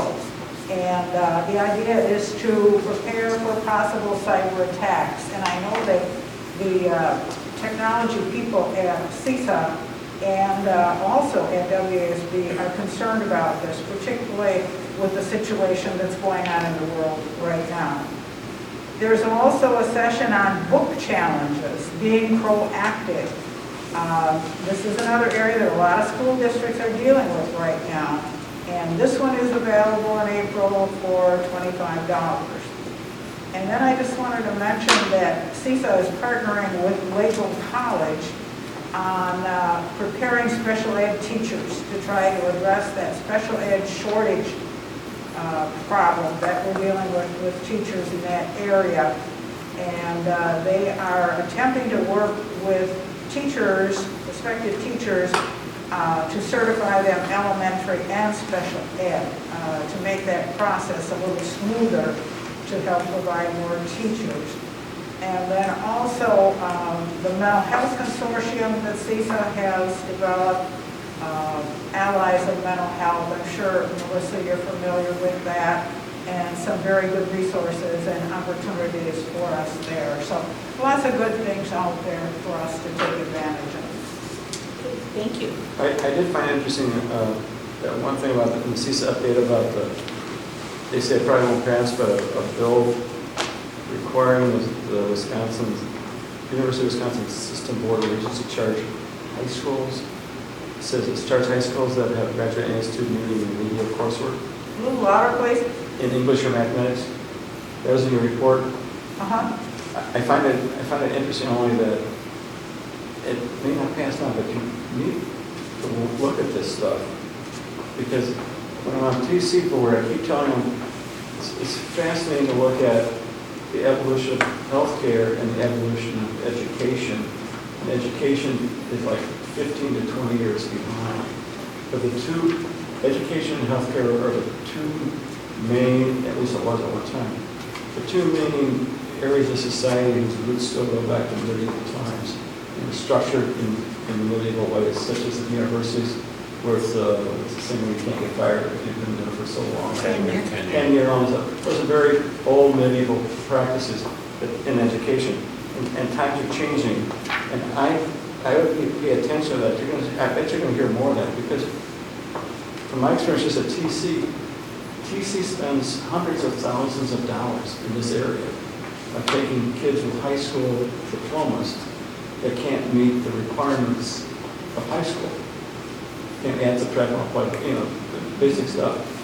And so then we do it again at TC, which is now an additional cost for the taxpayers.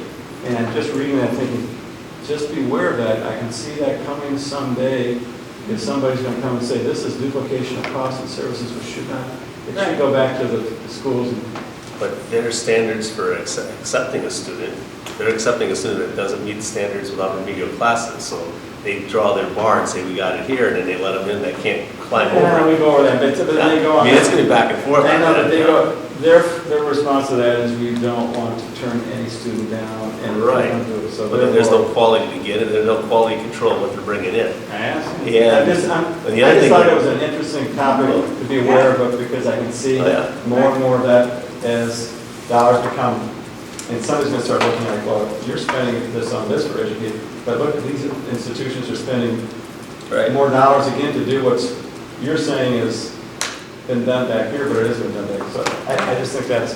Yeah, you're right. Well, and then we'll see later in the agenda with the Start College Now applications, so we'll be paying the higher ed on that end too. Yeah. The higher ed is trying to get the K-12 money, and they're winning at it. Yeah.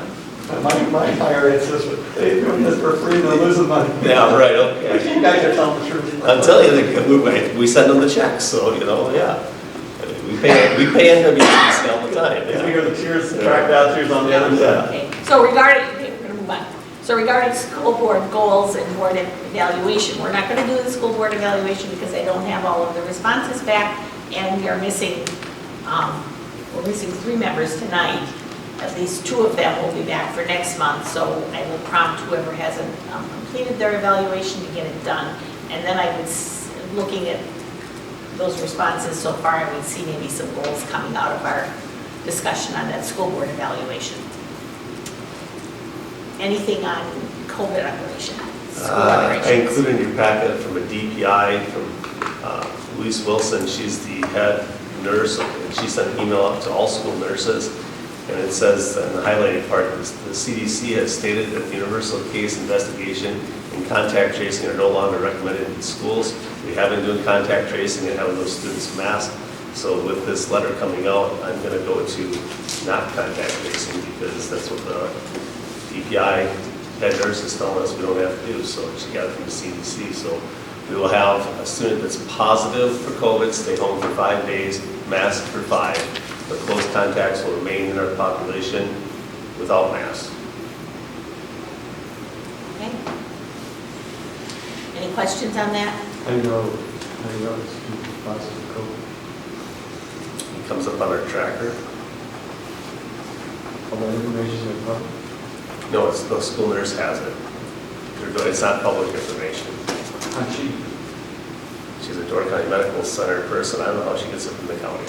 And someone could be positive and not have it registered probably, right? Yeah. Is there a motion for these 5th grade trees for tomorrow, 2022 trip? So moved. Is there a second? Second. Questions or discussion? Hearing none, all in favor say aye. Aye. Opposed? Motion carried. Motion for approving the maternity leave for Elizabeth Fahey. You missed one. Oh, you did. My bad. I missed one? No, I missed one. Carl, Sorry, I missed one. Elizabeth Fahey, maternity leave. Is there a motion? Move to approve the maternity leave application by Ms. Fahey. Second. Questions or discussion? Hearing none, all in favor say aye. Aye. Opposed? Motion carried. Bridget Fowler's retirement. We move to approve the retirement of Bridget Bowers at the end of the school year 2024. Second. Questions or discussion? Hearing none, all in favor say aye. Aye. Opposed? Motion carried. Kimberly Bagnell retirement. Why, this is a point of employment, why would some of you do their retirement 4 years ago? There's a benefit. Because there's a benefit, because your salary goes up by a certain percentage, depending on how far off you do it, which helps them with the WRS. She could have waited to 2024 to tell she's retiring in a year, right? Right, but She could, if you announce it 3 years in advance, you get a 1% rate increase in your pay for each of the final 3 years. If you do it 2 years in advance, you get 2% for each of the final 2 years. If you only do it for the last year, you get 3%. And your WRS that you receive is based on your 3 years of previous income. So it also gives us the opportunity to budget for post-employment benefits. They've already sent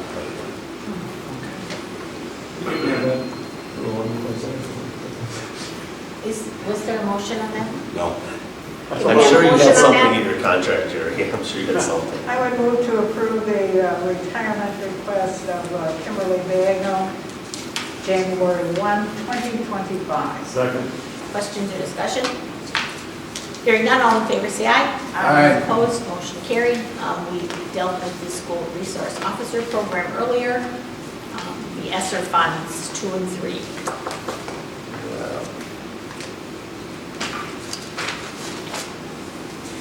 tell you, it's agreeable with elements.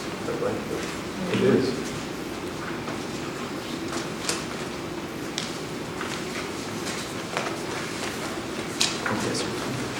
Okay, so ESSER 2, you have to spend ESSER 2 funds before you receive ESSER 3 funds.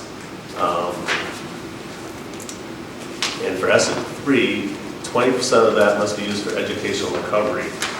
And ESSER 3 must be used by the end of 2024. What's educational recovery? What they lost in the gap created by COVID.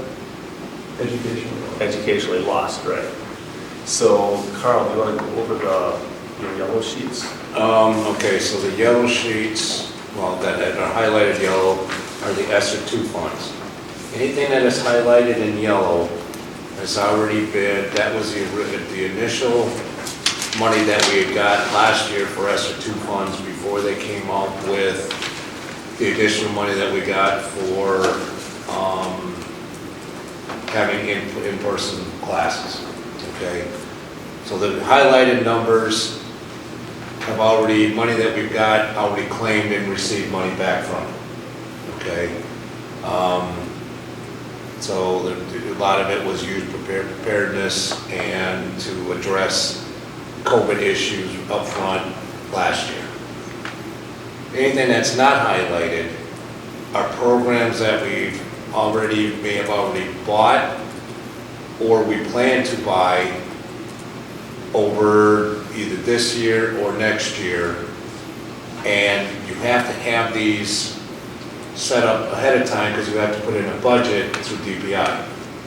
You put in a budget, DPI approves it, we buy the stuff, then I take those receipts, make the claims, we get the money, and then we get reimbursed for it. And if DPI doesn't approve it, you can adjust your budget, or if you change things, change what we're doing, you can do it again and submit an initial budget already. But as long as you have money available to spend, you can adjust your budget. So if there's something on this list that we're not going to do, which we already found out there is one of them, because they're doing it at a different time frame, so that that's not cost us additional money, that gives us additional funds to spend somewhere else. So right now, the total amount of the ESSER 2 funds is $298,470. When it came up with this, yeah, there's 40 cents that I could put somewhere, but let's see. I'm trying to figure out which ones. Anyway, there's one of them on here that we can put somewhere else. If you flip to the next page for special ed budget for ESSER 2 funds, what we've already spent, what we program that Melissa has requested that we use, and then ESSER 3 we spent some money in food service, but most part of ESSER 2 funds we're putting into Fund 10 in education. And if you go to the last page, which is ESSER 3, the large portion of it is going to a math intervention list for 2 years with an aid to go along with it. That is salary and benefits for both of those. Then we're also looking into mental health services, professional development for the staff. To handle mental health issues with the students. We had input from parents and teachers through PTO, and then I met with, you have to have input from the students as well, so I met with the class officers of the junior class, and they thought this list looked pretty good. It was interesting, because I talked about mental health then, and I said, well, what do you guys think about that? I mean, what do we do? Because we can't hire someone else and bring them in. That's not going to work. Finding the right person, staffing it, and so we thought, as a team, we thought it should be training for the staff. So I asked the kids, I said, well, what do you think about mental health around here? And their ideas was having high school teachers discuss with each other when they're giving tests and quizzes. They said some weeks are heavier than others. Like this week, for example, they said multiple teachers are giving tests and wrapping up the units and having projects due because next week's spring break. They said, so everything piles on that same week all the time. And they said, could we designate one night every 2 weeks or maybe monthly as a no homework day, maybe even a Friday, so they could have one weekend without thinking about homework. Another idea they had was designate one night a week when the teachers stay later to help the students. The teachers tell the classes when they have their prep times, but the kids are in a different class at that time, so they can't meet with them, so they want more access to the teachers. They also said they wanted to have access to the teachers during lunch period, because they're eating lunch at the same time the teachers are eating lunch, and they can't go see the teachers. They want more time with the teachers. ACT prep, they said that this year the science and math preps were really good. The English was more about time management, and so English wasn't covered. So the students, the juniors, said they prefer having a session on time management and then have another session on English, because they feel like they don't have that. They also thought that we should schedule more fun days to break up the weeks, similar to the snow day event they have at the end of before Christmas break. They said January, February is a stretch that's too long without something in there to bust it up. So that was what the kids had to say. Well, those are reasonable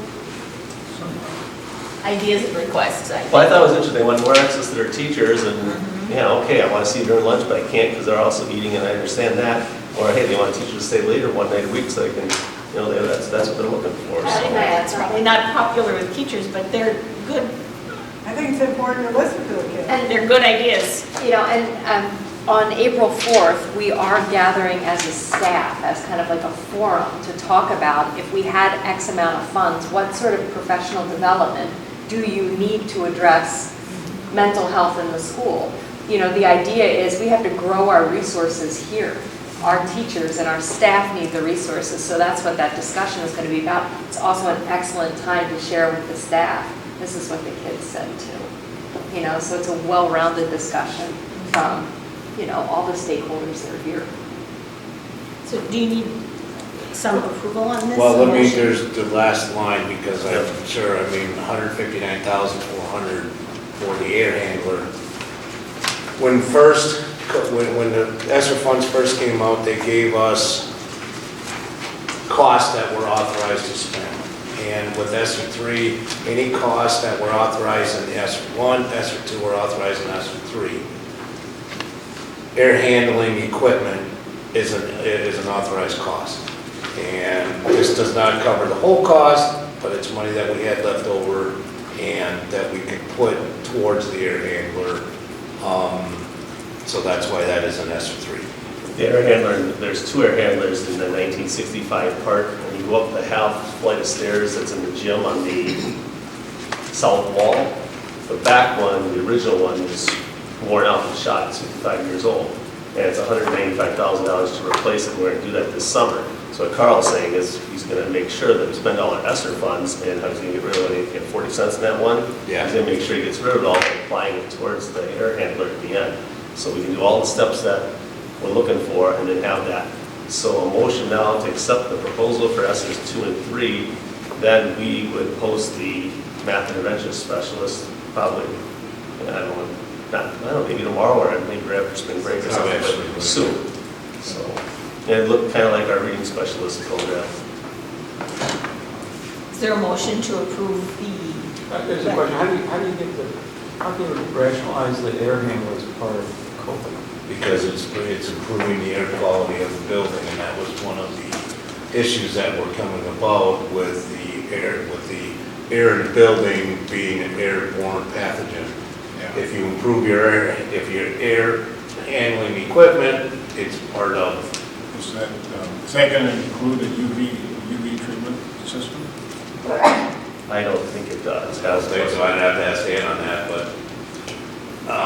And like our claim goes to DPI, and they have to say approve my budget. approved, and if they say no, that one isn't, then we'll have to adjust it. That's Because I mean, it's a proven practice to install UV systems in air handlers, and they'll take care of most bacterial.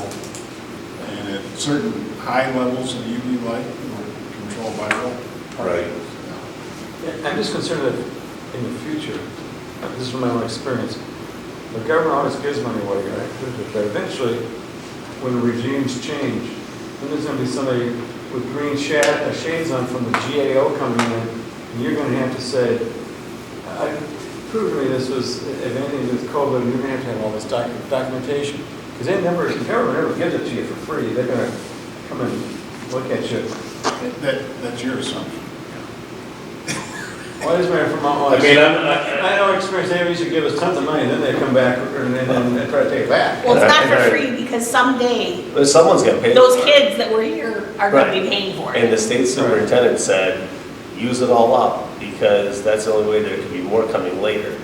And I can't imagine getting more in the future. But how many stimulus checks did folks get, you know? I mean, Well, that's not very responsible, just use it all, just bring it up. but she said spend it. She said spend it, don't leave it sitting on the table.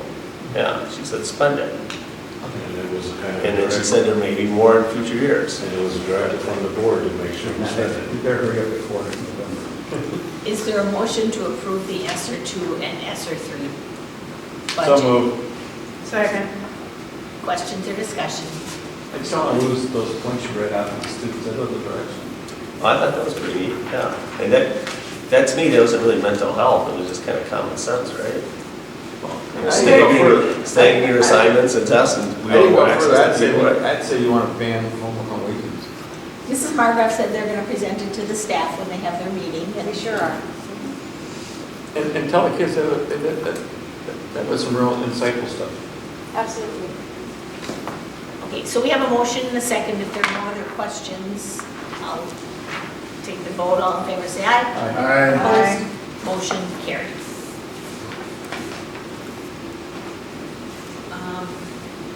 Where are we? Start College Now applications.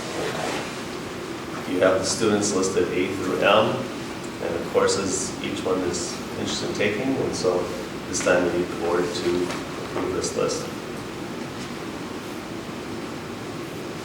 And this isn't something we can't disapprove it. It's- The only way would be is if we offered something here Right. that matched up right, you know, but we don't have these courses. So is there a motion to approve the Start College Now applications? I would move to approve the Start College Now and Early College Credit applications for fall 2022. Second. Questions or discussion? All in favor, say aye. Aye. Opposed, motion carried. Then we have the athletic attendance expectations system.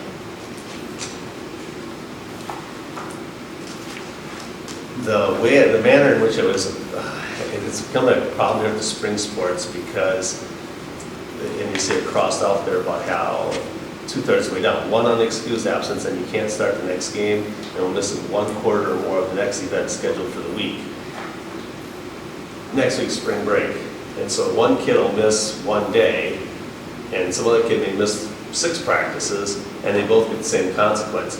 And then we have our unique soccer co-op with Gibraltar, and they have a spring break the week after our spring break, so you have 2 weeks of people missing practice in the summer. It's always different, yeah. What people say is Gibraltar kids go on spring break, they travel, they're gone, they're out of here. And then you have like Sevastopol parents, if they're going on a trip and they say to the kid you're coming with, the kid doesn't really have a choice, you gotta do what mom and dad says, and then they get penalized for that. So Brooke and Dave and Keith worked on this, and this is what they've come up with, and then Brooke brought it to the coaches last week Wednesday? Yeah, last week Wednesday, and they hashed it out too, because it's a fine line when to miss and when not. So she's going more to a system where they get a pre-planned absence form and get it filled out, signed, and the coach knows ahead of time, everyone knows what's going on, and when they deal with it. So I think it's a better system, but My question would be, shouldn't something like this extend to other extracurriculars? like the play and forensics and Play forensics, robotics, if whatever. the robotics, if the multicultural club is going on a field trip after school, they should be in school in the morning on time. That we need approval on this one, I guess. We'll go with That's a athletic that's a approval, right? suggestion, And we'll that's a go- suggestion to the administrative team that maybe we look at something. Other extracurriculars. Other extracurriculars. Right now, we would look for a motion to approve So this moved. document. There's a motion to approve the athletic expectations document. Is there a second? Second. Questions or discussion? All in favor, say aye. Aye. Opposed, motion carried. Is there a motion to convene to executive session? That concludes regular business. Is there a motion to convene to executive session? Move to convene to executive session. Second. Roll call vote, Jerry? Aye. Aye. Aye. Aye. Motion carried at 9:19 PM.